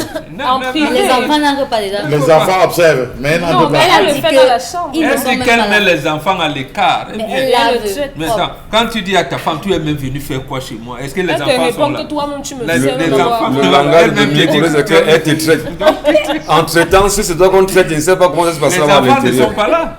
Et quelquefois, même la femme sort en souriant. Bon, écoutez. Alors que Chers vous êtes... compatriotes, si on a des routes, tout va suivre. Si je veux aller à l'est faire un don, je vais sur quelle route? Tant que le gouvernement ne met pas en priorité les routes, on aura des colères comme Non, mais il y a celle une de ce route quand même matin qui mène à chaque l'est de Cameroun. hein. Ne mettez donc pas mal. Vous avez eu une route Ne là-bas. mettez donc pas mal. S'il n'y a pas la route, ne mettez donc pas mal les enfants qui viennent payer l'éducation avec le gibier. Ne leur demandez pas le cacheter. Avec les Vraiment, Oui, gendarmeries. qui viennent payer avec- l'école avec avec des régimes de les plantain. Ne leur régimes demandez pas le gibier. Ne leur demandez pas le Voilà, cacheter. il y a Ne les une mettez pas dehors. orientation. Je pense que... Permettez-moi, mes gars. D'accord. Allez-y, on vous écoute. En 1971, Jean-Marc Ella a publié un opuscule aux éditions Clés, La plume et la pioche. Oui. C'est ça qui a donné l'orientation de l'école de l'époque, a amené Basek Bakobio à publier un autre livre, Le maître du canton. C'est ça qu'il a transformé en film Sangomalo. Il s'est passé quoi? On était dans ce qu'on appelle approcher l'école de son milieu. Chaque école avait un champ scolaire. Les enfants, un champ scolaire, surtout dans une campagne. Et on faisait l'investissement humain. Dans le champ. Non, on parlait de travail manuel. TM. Dans les champs, les TM, voilà, avec la machette, les roues. Filles comme garçons, on alternait. On Donc les avait filles les à végétaux l'école, de bananes. du bien-être et tout. Et le champ scolaire permettait à l'école de survivre, justement. Et ça amenait également l'enfant à rester dans sa géographie. Vous voyez donc aujourd'hui, bon, vous êtes venu avec des termes rébarbatifs, du genre approche par compétence, Voilà. tout ça. ça varie. Donc si on était resté avec ces champs scolaires-là, vous voyez comment l'école, même du village, en zone rurale, aurait pu avoir les moyens aujourd'hui. Mais on a Quand vous cassé parlez tout. bonbon, on vous Ces demande, jours, et est-ce voilà. qu'on peut revenir à ça aujourd'hui au Cameroun? Voilà, mais changeons de système. Vous parlez de la lutte contre le paludisme. Anophèle, dans les villages, ils voient les moustiquaires. Voilà. Il faut qu'on arrête cette affaire de théorie et on voudrait que les gens aient une théorie mal faite, mais on voudrait une pratique bien faite. Voilà, Non. tout à fait. Mais le problème, La théorie c'est a que- déjà échoué. Tout à Le problème, fait. c'est que dans cette théorie-là, il y a une théorie pour les uns et pas pour les autres. Parce que quand on finit de nous enseigner la théorie ici, parfois on vient distribuer les mildas, on ne part pas au village. C'est grand mec qui appelle pour demander s'il y a les moustiquaires ici. Pour C'est qu'on ici donne. qu'on envoie. C'est quoi ça? Voilà. Donc les problèmes là, c'est seulement pour la ville et pas pour les campagnes. Il y aurait dû, comme le disait tout à l'heure Bonbon, il y aurait eu un plan pour ces différentes zones rurales, ces écoles où on vient aménager. Oui, Approprié. vous n'avez pas encore eu de cas ici de Covid. On dit que ça va passer par les enfants, ça va faire.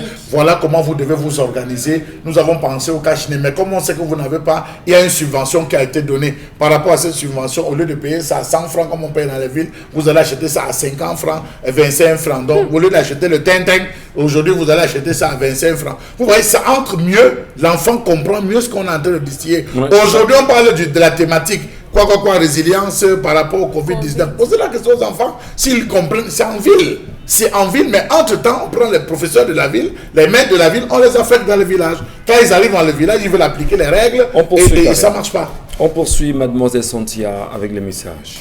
C'est pour cette raison que je dis aux femmes d'être indépendantes financièrement. Quand c'est comme ça, la femme assume ses enfants tranquillement, sans tout. haine.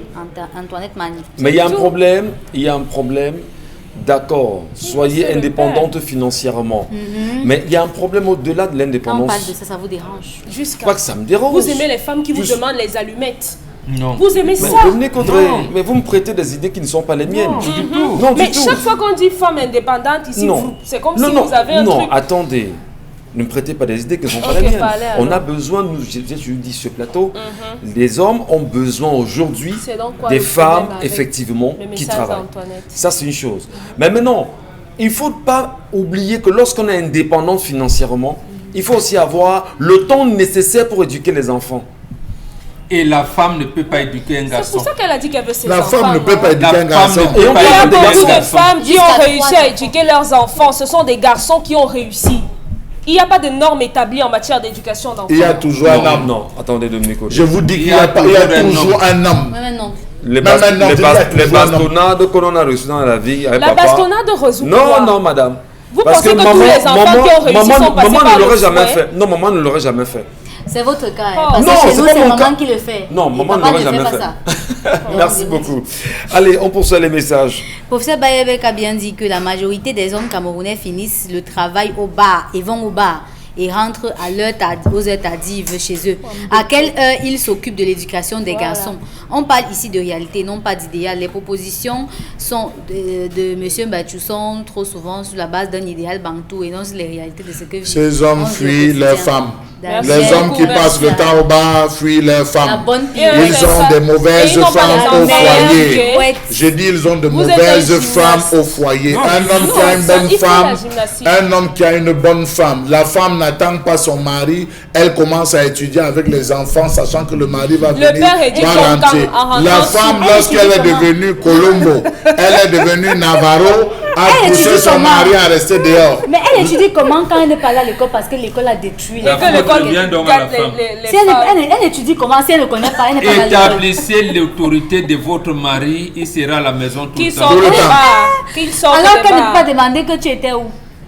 Non. Oui, c'est oui, quoi- oui. c'est quoi Dites à l'intérêt? l'enfant simplement, comme tu Il as se- fait il ça, se marche attends dessus, que là. C'est quoi tu arrives. l'éducation des enfants? Je vais dire à ton L'ancien père. père c'est rentre quand le- les enfants dorment, c'est la faute de Il rentre sous. Monsieur Michel. Mais je sais pas. Monsieur Michel Nacho, vous savez comment nos mamans on va dire ça, déclenchaient souvent les palabres, qu'elle avait fait les palabres avec son mari, Monsieur Michel Nacho. Elle attend. Quand le père rentre, son cou, le macabo est déjà ici, comme vous dites chez vous. Elle dit que si je pose la question, tu me dis que tu sors d'où? Il peut sauter sur moi ici, je ne me reconnais plus. Elle prend un dévie sur les enfants. Elle dévie sur les enfants en disant que non, tel n'a pas étudié, tel n'a pas fait, il ne s'est même pas lavé, il est couché. Le père, au moment où il veut transposer, c'est là où elle entre en disant que pardon, je ne sais pas d'où ça, ne tue pas mes enfants. Elle commence à Voilà. se poser, créant le débat à ce moment, monsieur Michel Gadjou. Voilà. Tout est question de Des stratégie. techniques. C'est des techniques, c'est ça C'est un l'école. père démissionnaire. Si Non. vous C'est êtes pas censé des- éduquer, Non, si au vous êtes contraire. censé éduquer vos enfants, ne restez pas au bar. Rentrez faire les devoirs. L'homme et ressortez. instruit son enfant, la femme éduque l'enfant. Donc, Mais finalement, attendez, vous changez. mais nous ne Non, changeons parce que pas, nous l'homme est restons pour les- statiques. Soyez L'homme constant. instruit les Soyez femmes. constant. Soit c'est ça, soit c'est pas ça. Vous pouvez pas dire une chose aujourd'hui et demain vous changez. Il n'a pas changé. commence à se perdre, là. L'éducation de l'enfant incombe à la femme. L'instruction de l'enfant Ok, incombe venez à dans- l'homme. venez dans l'esprit, Maintenant, vos comment enfants. la femme... Vous avez dit qu'une femme n'éduque pas les Permettez garçons. Dominique Audrey. Une femme Écoutez, n'éduque pas les Non, garçons. non, Une femme écoutons-nous, ne fait pas, mais la Dominique Audrey. mère Non, éduque. écoute Oh. Dominique Oui, Audrey. Ça se jusqu'à mélange 7 dans la ans. tête. C'est Il y vrai, a deux- justement. il y a deux mots qui vous perturbent, c'est instruction et c'est éducation. Bon, permettez-moi de On rester comprend. en deux mots. Hein? Lorsque la chaise de maman se casse à la maison, Dominique Permettez Audrey Dominique, prenait les permettez cours. Dominique, permettez. Lorsque la chaise se casse, Je le note. papa dit à l'enfant, à son garçon, amène-moi le marteau et le clou. L'enfant vient, il dit arrête comme ça, positionne. Vous pensez qu'est-ce qu'il est en train de prendre? Lorsque la réglette lâche et qu'il faut changer l'ampoule à la maison, il dit à l'enfant, c'est toi l'homme de la maison désormais. Voilà, vous me direz Ok, que des et femmes... maintenant je vous pose la question. Oui. Vous avez dit ici, une femme n'éduque pas les garçons. Oui. Pourquoi vous voulez embrouiller nos cerveaux? Dites-nous. On vous dit donc que par Oui, soyez principe, constant. l'homme prend le garçon à partir Ah, de par 7 ans. principe, 7 ans. Justement parce qu'à un moyen âge, la femme ne peut plus. Voilà. Et à ce moment-là, vous dites à l'enfant, je vais dire à ton père. Vous voyez, non, voilà comment on rétablit l'autorité. j'ai Mais ça quand à la vous fois. êtes des sacs de fourmis, ou même quand le monsieur vient veut gronder, vous parlez, voilà la technique que Charles Hamel vous a proposée là tout à l'heure. Voilà. Vous avez des reproches à faire, l'enfant, vous déviez. Vous déviez. Finalement, l'homme vous donne l'occasion de bondir sur lui. lui. Lui-même, il va dire que non, la femme, si.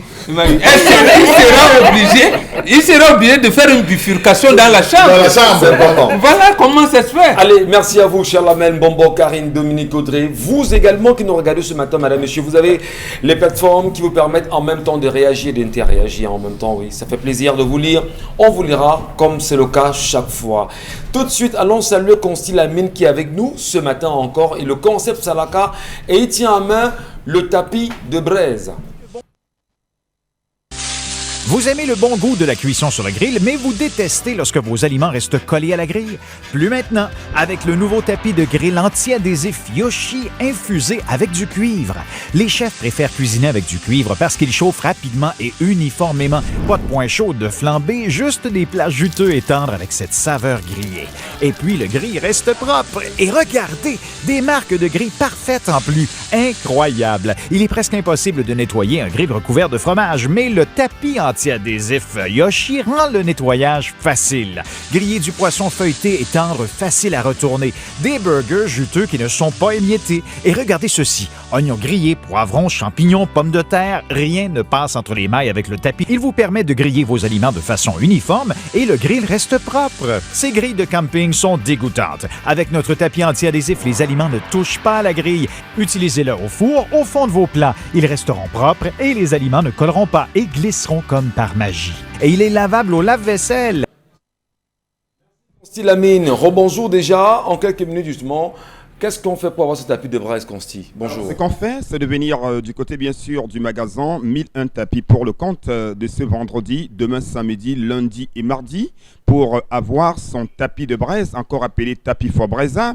C'est un tapis de braise qui se veut un produit innovant, un produit révolutionnaire. C'est un tapis de braise qui vous permet d'avoir désormais une braise de qualité. Je suis encore là ce matin pour essayer d'attirer l'attention de tous les téléspectateurs qu'il est important d'avoir ce tapis de braise. Le point de vente, vous l'aurez tout à l'heure à la télévision, ainsi que les numéros de téléphone. Alors, regardez bien sûr ce tapis, c'est-à-dire regardez ce tapis de braise, un véritable produit innovant. C'est un tapis de braise de qualité supérieure qui s'utilise des deux côtés. Ah ben oui, chers téléspectateurs. Alors, ceux qui aiment manger le mâchoiron, ceux qui aiment manger la sole, il y a des gens qui ont eu des problèmes quand ils sont chez une dame qui fait la grillade parce qu'ils commandent un mâchoiron, mais quand on leur sert le mâchoiron, on leur sert ce mâchoiron à moitié. Pourquoi le mâchoiron est servi à moitié? Parce qu'une très bonne partie du mâchoiron a été, c'est-à-dire est restée sur le grillage parce que le mâchoiron est un aliment qui colle, est un poisson qui colle, et ainsi que la sole. Donc aujourd'hui, pour avoir un mâchoiron entier, pour avoir une sole entière, je vous conseille de venir au magasin 1001 tapis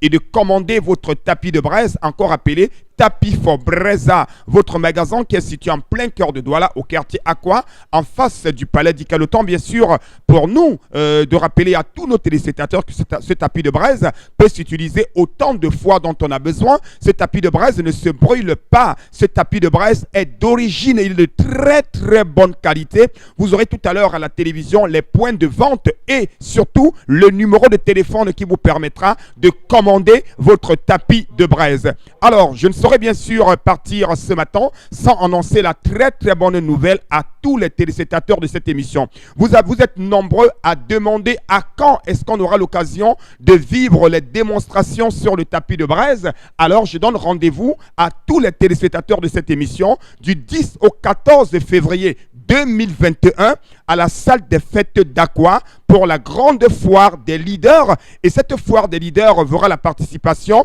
du concept Salaka et des magasins 1001 tapis. Et à la foire des leaders à la salle des fêtes d'Aqua, vous aurez un espace dans lequel vous aurez l'occasion de vivre la démonstration, l'utilisation et les conseils sur le tapis de braise. Et pendant 5 jours, ce tapis de braise vous sera vendu à un prix très très abordable. Et cette offre sera valable pour tous les téléspectateurs de cette émission, même ceux qui ne sont pas à Douala. Vous allez profiter de ces 5 jours de double réduction du côté de la salle des fêtes d'Aqua à l'occasion de la foire des leaders pour avoir un tapis de braise à un prix très très abordable. Merci beaucoup.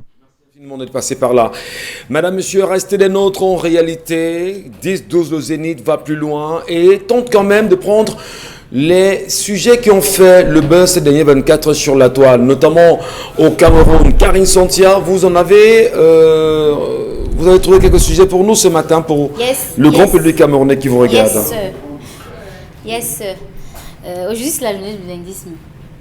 Ah, do you want to speak English now? It's very important to speak English now. Today is Cameroon National Bilingual. Why now? Why now? Because it is my turn.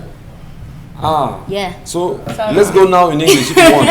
If Momo don't understand something, you think that it's you the trainer now. No, you try. Even Charlemagne. He's Are you going sure that- out. are you sure that- Chairman is not part of it. Oh.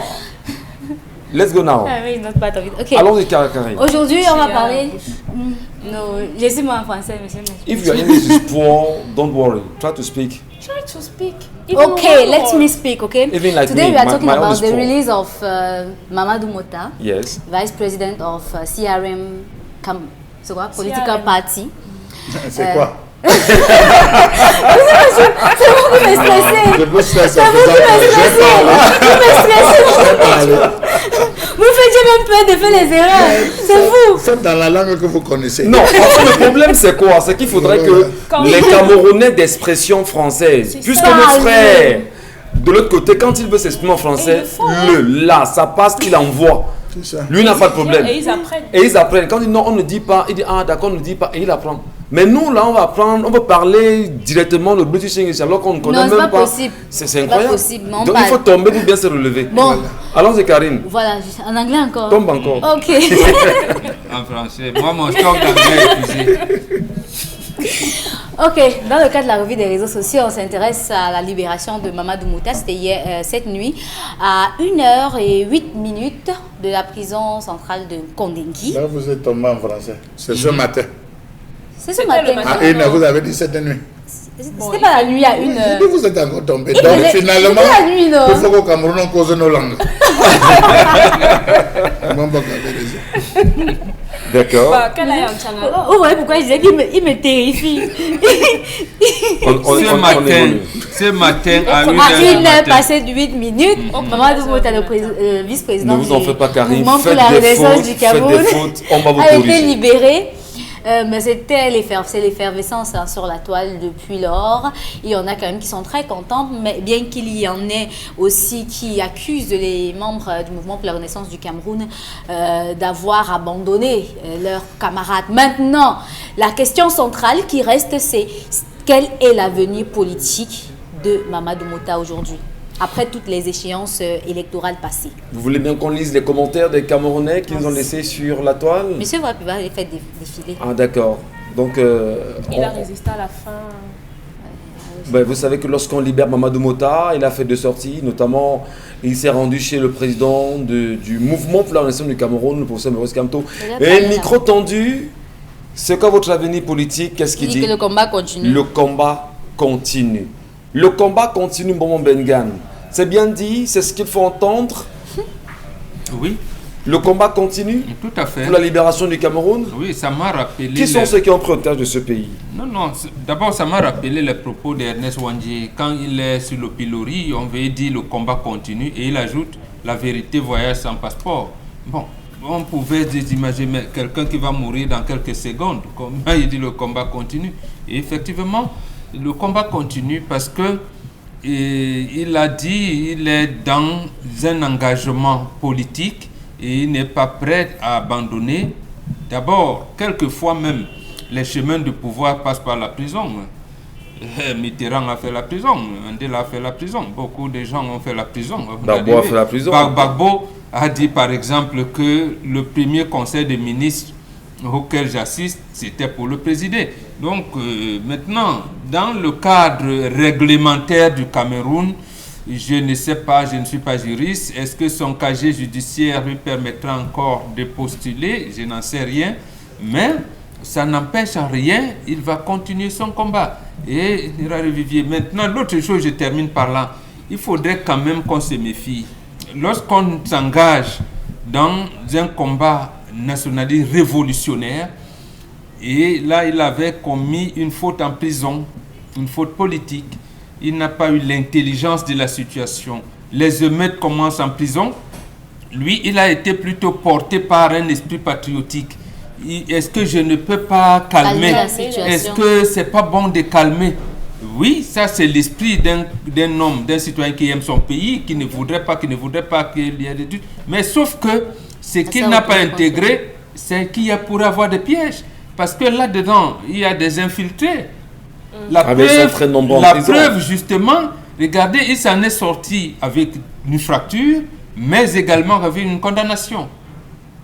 Une condamnation. Donc, il faut avoir l'intelligence de situation. Le problème que si j'ai des conseils à donner aux militants du MRC et du CPP qui sont en prison maintenant, c'est qu'en cas de ce genre de choses, regroupez-vous, aidez-la, regroupez-vous en un coin parce que vous êtes visés. Vous avez vu, là, un peu avant lui, je pense que le ministre Abba, lui aussi on l'a piégé, on l'a eu. Il sort, il a un rendez-vous avec son médecin, je pense que c'était un dentiste, parce qu'il fait un détour à la maison pour prendre un document. Il se retrouve en prison, mais on dit tentative d'évasion. On lui colle encore, je pense. Non, vous voyez, quand vous êtes dans un régime totalitaire et, j'allais dire, même dictatorial, vous devez vous méfier. Donc, chaque fois, normalement, la question qu'on se pose, c'est qu'est-ce que je ne dois pas faire? C'est un peu pour que, justement, pour que cela n'empiète pas sur votre action politique. Alors, Charles Membachou, est-ce qu'on devrait aujourd'hui souhaiter la bienvenue à Mamadou Mota? Bon retour, puisqu'il a purgé sa peine. Est-ce qu'il avait déjà quitté la scène, monsieur? Il n'a jamais quitté la scène. Il a été plus que jamais sur la scène. Chaque fois qu'il y avait une action poignante, il a toujours eu un mot à dire, que ce soit à travers une lettre. Je préfère cette image. Pour moi, elle est plus vivante que toutes les images qu'on met. Cette image, elle est plus vivante. Celle qu'on regarde en ce moment. Elle est plus vivante. Elle traduit, elle définit la personne même qu'il est, monsieur Michel Ngathie. Il a eu des tons acerbes, il a eu des tons assez acerbes. En lui, on retrouve un peu de Che Guevara. En lui, on retrouve un peu de Sankara. Donc, il a une combinaison de plusieurs différents leaders de la Révolution. Je pense que le temps qu'il a passé lui aura permis de lire, d'être allé à l'école de la Révolution, M. Michel Ngathie, parce que vous entendrez, hein, j'ai quand même pris sur moi d'avoir des informations. Tous ceux qui sont là-bas vont à l'école. L'école, la lecture, vous prenez plus de temps à la lecture, à l'instruction, à la formation pour devenir véritablement... Je ne peux pas lui souhaiter un bon retour. Et je voulais ajouter par rapport à Mbombo que nous avons eu des personnes comme le ministre Issa Tiroma qui lui est passé par la case prison. Lui ne savait même pas qu'il devait sortir un jour de la case prison. Mais à cause d'Aïkol et d'Aïssala, ils sont tous sortis avec la fête. Il a même écrit un livre, voilà. Livre derrière le barreau, il dit « On m'a fait boire des pipis ». Les pipis, voilà. Merci, Bambon. Donc, il faut dire que, sorti d'Aoui, il est sorti par rapport au putsch. D'Aïkol et d'Aïssala, Issa Tiroma. Par rapport au putsch du 6 avril, il est sorti, ils sont tous sortis. Aujourd'hui, ils ont pu créer des partis politiques. Ils ont pu... Une chose est sûre, c'est que la mafia connaît les rouages qu'elle utilise pour faire et défaire. Donc, dans ce cas, on les laisse faire. Je lui dis tout simplement de rentrer d'abord voir son père. Son père, dont il a passé le temps à citer en disant, son père lui a dit, marche tête haute. Avant toi, moi, le fils, j'avais lu ce courrier, j'ai fait la prison. Si toi, aujourd'hui, tu n'es que sur les traces de ton père. Donc, il retrouve son père, qu'il discute, qu'il se repose d'abord un peu. Il a besoin de se reposer. Espérons qu'il n'est pas sorti affaibli de quelque manière que ce soit comme la pyro de Baga. Qu'il soit sorti, qu'il se repose. D'abord, M. Michel Ngathie, qu'il trouve ses forces. Le combat, avant lui, il y a des gens qui ont combattu, ils sont partis, ils ont laissé. Pendant qu'il était là, il y a des combattants. Après lui, il y aura des combattants. Donc, le combat continue, qu'il se repose d'abord avant. Le combat continue, Dominique Audrey. Il le dit très bien. Il faut s'arrêter à un moment donné, parce que là, on a le sentiment que vous-même, messieurs les combattants et les combattantes, hein, oui, on a le sentiment, dans la rue, on vous interpelle en vous disant, oui, vous êtes des combattants et des combattantes, mais... Parce que nos enfants, là, c'est des combattants que l'on accouche. Quand on allait à l'école... Vous savez ça, non? Oui, pendant la formation... Donc, ça veut dire que nous, quand on a formé les enfants dans le ventre, que toi qui viens là, comme tu viens là, sache que le pays s'y est compliqué. Et tu dois avoir une mission en tant que leader. Tu viens libérer. Il faut le faire. Il faut le faire, mais maintenant, lorsque l'enfant naît, il faut prêcher par l'exemple. Il ne faudrait plus que lorsqu'on vient vous donner une facture en retard, ou bien que vous n'ayez pas eu l'électricité sans qu'on ne vous prévienne et on vous fasse payer les arriérés, vous payez sans rechigner. Il ne faut pas que les sociétés de téléphonie vous prennent votre crédit et que vous ne puissiez pas parler. Donc, montrez à votre enfant que lorsque quelque chose n'est pas juste, vous avez le droit de vous exprimer. Lorsque quelque chose ne vous arrange pas, vous avez le droit de le dire. Peu importe ce que vous allez subir derrière. Donc, il faut être prêt à encaisser. C'est ça. Et Mamadou Mota, cet homme au foulard, il est beau. Et la beauté, avant que vous ne commenciez à... Non. Dominique Audrey, on parle des choses, elle dit qu'il est beau.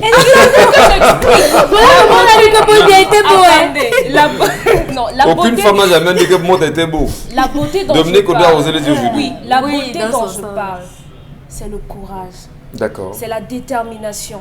C'est l'abnégation. l'endurance. Et c'est ça un homme. Ouais. C'est ça un homme. Et c'est ce qu'on demande aux hommes tous les Qui ne jours. fuit pas devant ses D'être comme ça. responsabilités. Que s'il a dit oui, je veux cette femme. Et que cette femme, c'est un sac de serpent. J'adore les piqûres de serpent. On J'adore dirait que le faisant venin la de colère, serpent. Non. Et je me bats pour ça.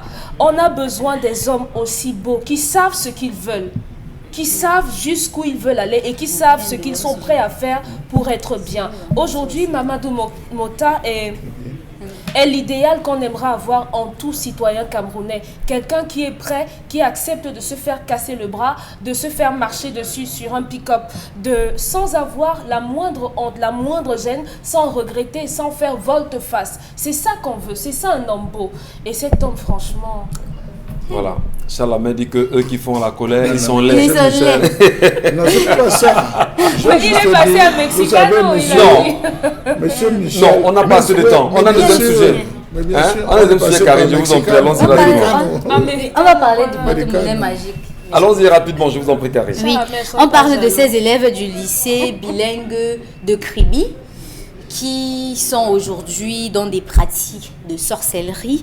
Il s'agit de plusieurs élèves, mais ceux que je vais citer ici, c'est notamment ceux qui ont été interpellés à l'école, justement parce qu'il y a un camarade dont le parent a trouvé avec une lettre qui laissait qui prêtait à équivoque. Le parent a dû interpréter la lettre et se rendre à l'école pour en savoir plus, et c'est ainsi qu'on a pu démêler qu'il y avait un circuit de cercles ésotériques dans ce lycée-là qui faisait intégrer des enfants à des incantations pour multiplier de l'argent, pour avoir certaines faveurs, et ainsi de suite, dans le lycée bilingue de Kribi. Et ça fait parler tout le monde. Et dites-vous bien que Kribi commence à faire parler de lui en beaucoup trop de choses. Ça fait parler L'antique. beaucoup de monde à Kribi aujourd'hui. EDA vient très fort. Voilà, ça fait parler beaucoup de monde à Kribi, madame, messieurs. Et là, nous regardons les parents. L'antique. Nous interpellons les parents, pas l'antique. L'antique gère les réseaux Les parents sociaux. d'abord.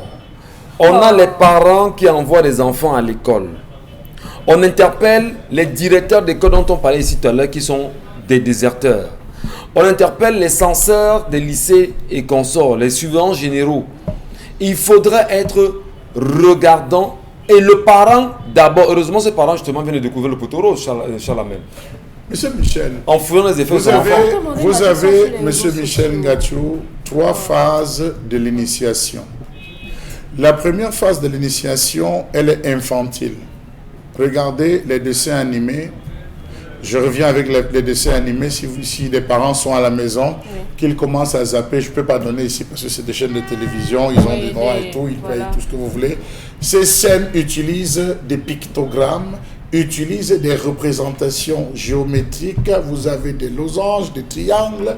Ils utilisent des, je ne sais pas s'il faudrait que j'arrive jusqu'à ce des pentagrammes à travers lesquels on met des images voilées. Si vous avez un là aussi, on met juste un œil, quelqu'un qui a un œil avec tête en forme de triangle qui vient poser. Tout cela est lié à ce que Mbonbok dénonce aujourd'hui, la franc-maçonnerie, les siècles, les loges. Bon, je ne peux pas citer, je retire le mot à la franc-maçonnerie parce que là, je dis les loges. Parlons plutôt des loges, monsieur Michel Ngachou. C'est la première forme. Vous avez des parents qui sont grands prêtres, monsieur Michel Ngachou, de ces différents ordres qui initient tous leurs enfants, du primaire, du secondaire au supérieur. Quand nous étions à l'internat, monsieur Michel Ngachou, je le prends toujours en exemple, au séminaire Sainte-Thérèse de l'Enfant Jésus de Mvoli à Yaoundé, nous avons des camarades pendant qu'on était à l'internat qui faisaient des rituels ésotériques, là parce que appris par papa, appris par maman, ils nous racontaient, ils nous disaient, et les parents n'étaient pas n'importe qui, c'était des cadres d'entreprise, des responsables de la société. Lorsque vous arrivez à l'université, vous fonctionnez avec un groupe. C'est-à-dire, vous avez le groupe, ils ont des appellations, groupe de siècle de réflexion, groupe de ceci. À l'intérieur, ceux qui ont été musclés depuis le primaire, secondaire, ils se retrouvent là-bas. Ce sont eux qui initient en vous disant, bon, j'ai le réseau pour entrer dans telle école, tu viens rencontrer mon père. La preuve, dans toutes ces écoles, on demande des parrains, il faut des parrains, il faut une cooptation, il faut des ceci. Donc, rassurez-vous, monsieur Michel Ngachou, que ceci n'est que la deuxième, c'est-à-dire la deuxième étape. Il y a la première, l'enfance. La deuxième, celle du secondaire, la période puberté.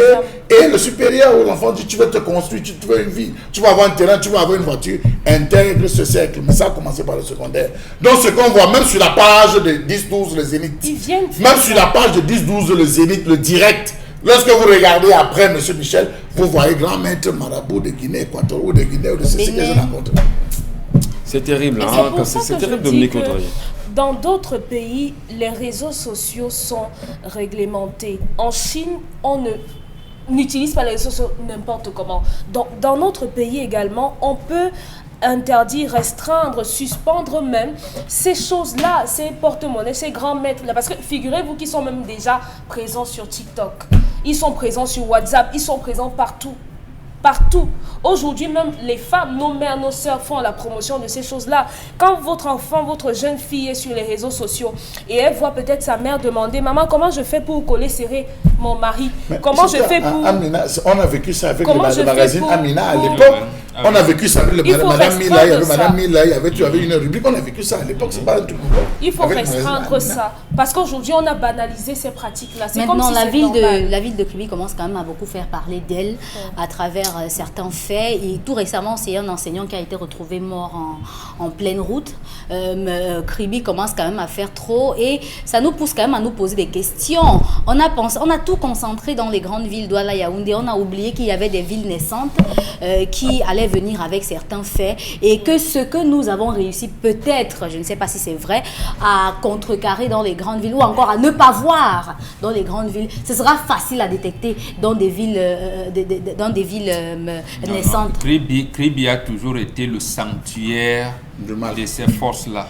Le problème c'est que, oui, la proximité avec l'eau, avec toutes des pratiques ésotériques de toutes sortes, ils sont à Kribi. Le problème c'est que comme c'est un peu à l'arrière-pays et on est concentré à Douala, Yaoundé, Bafoussam, Garoua, on ne voyait pas. Non, il y a un phénomène. Je pense que tous nos enfants, il y en a qui voulaient voir, c'est Harry Potter. Harry Potter. Voilà donc la sorcellerie. Voilà comment... C'est pas de la fiction ça? Non.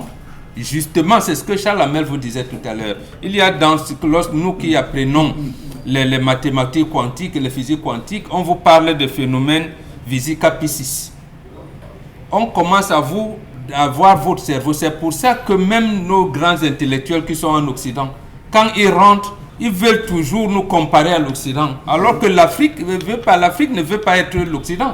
L'Afrique est l'Afrique. Elle veut rester l'Afrique. Vous verrez que dans les avenues, quand vous êtes à l'avenue au Canada, pour que vous compreniez bien des portefeuilles magiques, parce qu'on a libéralisé la sorcellerie.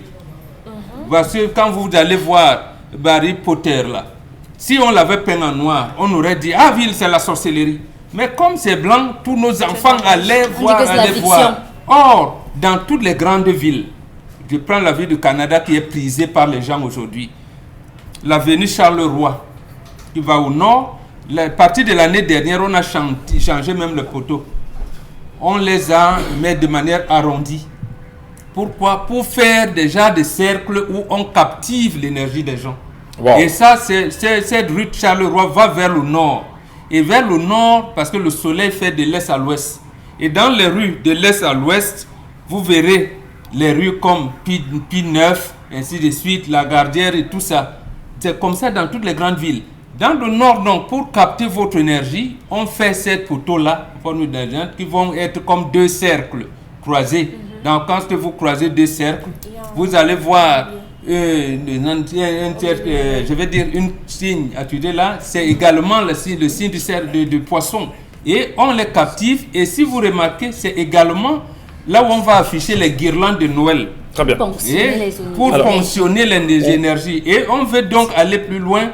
Quand les parents font ça, les enfants de 6e et tout commencent donc à développer, comment je vais dire ça, un marketing des réseaux pour recruter les camarades. Voilà, bon. Merci. Et c'est eux qui favorisent donc les porte-monnaies magiques et tout ça, voilà. Et sauf que, on va dire aux enfants plus tard, quand tu as déjà donné 3 millions, donne-nous la liste des gens que tu pourras vendre demain. Est-ce que vous n'avez pas peur lorsque vous entendez parler de ces faits, vous parents qui nous regardez ce matin? C'est très grave. Il faut ouvrir les yeux, surtout allumer les cerveaux, comme je m'allais dire. Consti Lamine, vous nous retrouvez avec Von Bio. Alors je vous retrouve avec un autre produit du concept Salaka, c'est bien entendu le correcteur des postas. Et ce matin, je l'aborde, chers téléspectateurs, c'est pour montrer à tous nos téléspectateurs les bienfaits de ce correcteur de posture. Alors le correcteur de posture, il faut le rappeler, reste et demeure très très important pour tout un chacun qui nous regarde ce matin. Vous avez des douleurs au niveau du dos, les douleurs au niveau des épaules, les douleurs au niveau du cou. Alors je vous conseille bien entendu l'utilisation régulière du correcteur de posture. Comme son nom l'indique, il permet de corriger notre posture. Il permet de corriger votre posture, le correcteur des postas. Donc chacun devrait l'avoir. Regardez la qualité des acteurs. Regardez comment ils l'ont porté. Le correcteur de posture se présente de plus en plus aujourd'hui comme une véritable jaquette médicale que je conseille à tous les téléspectateurs de cette émission. Que vous soyez quelqu'un du 3e âge, vous soyez un adolescent, vous soyez un adulte, chacun devrait utiliser le correcteur de posture. Même ceux qui n'ont pas de douleurs au niveau du dos, je vous conseille de porter régulièrement le correcteur de posture, encore appelé en anglais et en français correcteur de posta. Yes, any man must get a correcteur de posta. When magasin 1001 tapis de fossel en poulet. Voilà ça, Bibi Premier Promotion. Et n'oubliez pas également que le correcteur de posture fait partie des produits du concept Salaka qui seront en double réduction du 10 au 14 février 2021 du côté bien sûr de la salle des fêtes d'Aqua. Donc pendant 5 jours, vous l'aurez à moins de 10 000 francs du côté bien sûr de la salle des fêtes d'Aqua à l'occasion de la foire des leaders. Votre correcteur de posta, les numéros de téléphone, vous les avez. Commandez dès à présent votre correcteur de posture et tout ce qui est vendu par le concept Salaka. Merci beaucoup. Bon, on est tenu par le temps, madame, messieurs. Merci de rester des nôtres avec la suite des programmes chez Equinox Télévision. N'oubliez pas, si vous ne faites pas la politique va vous faire. À demain.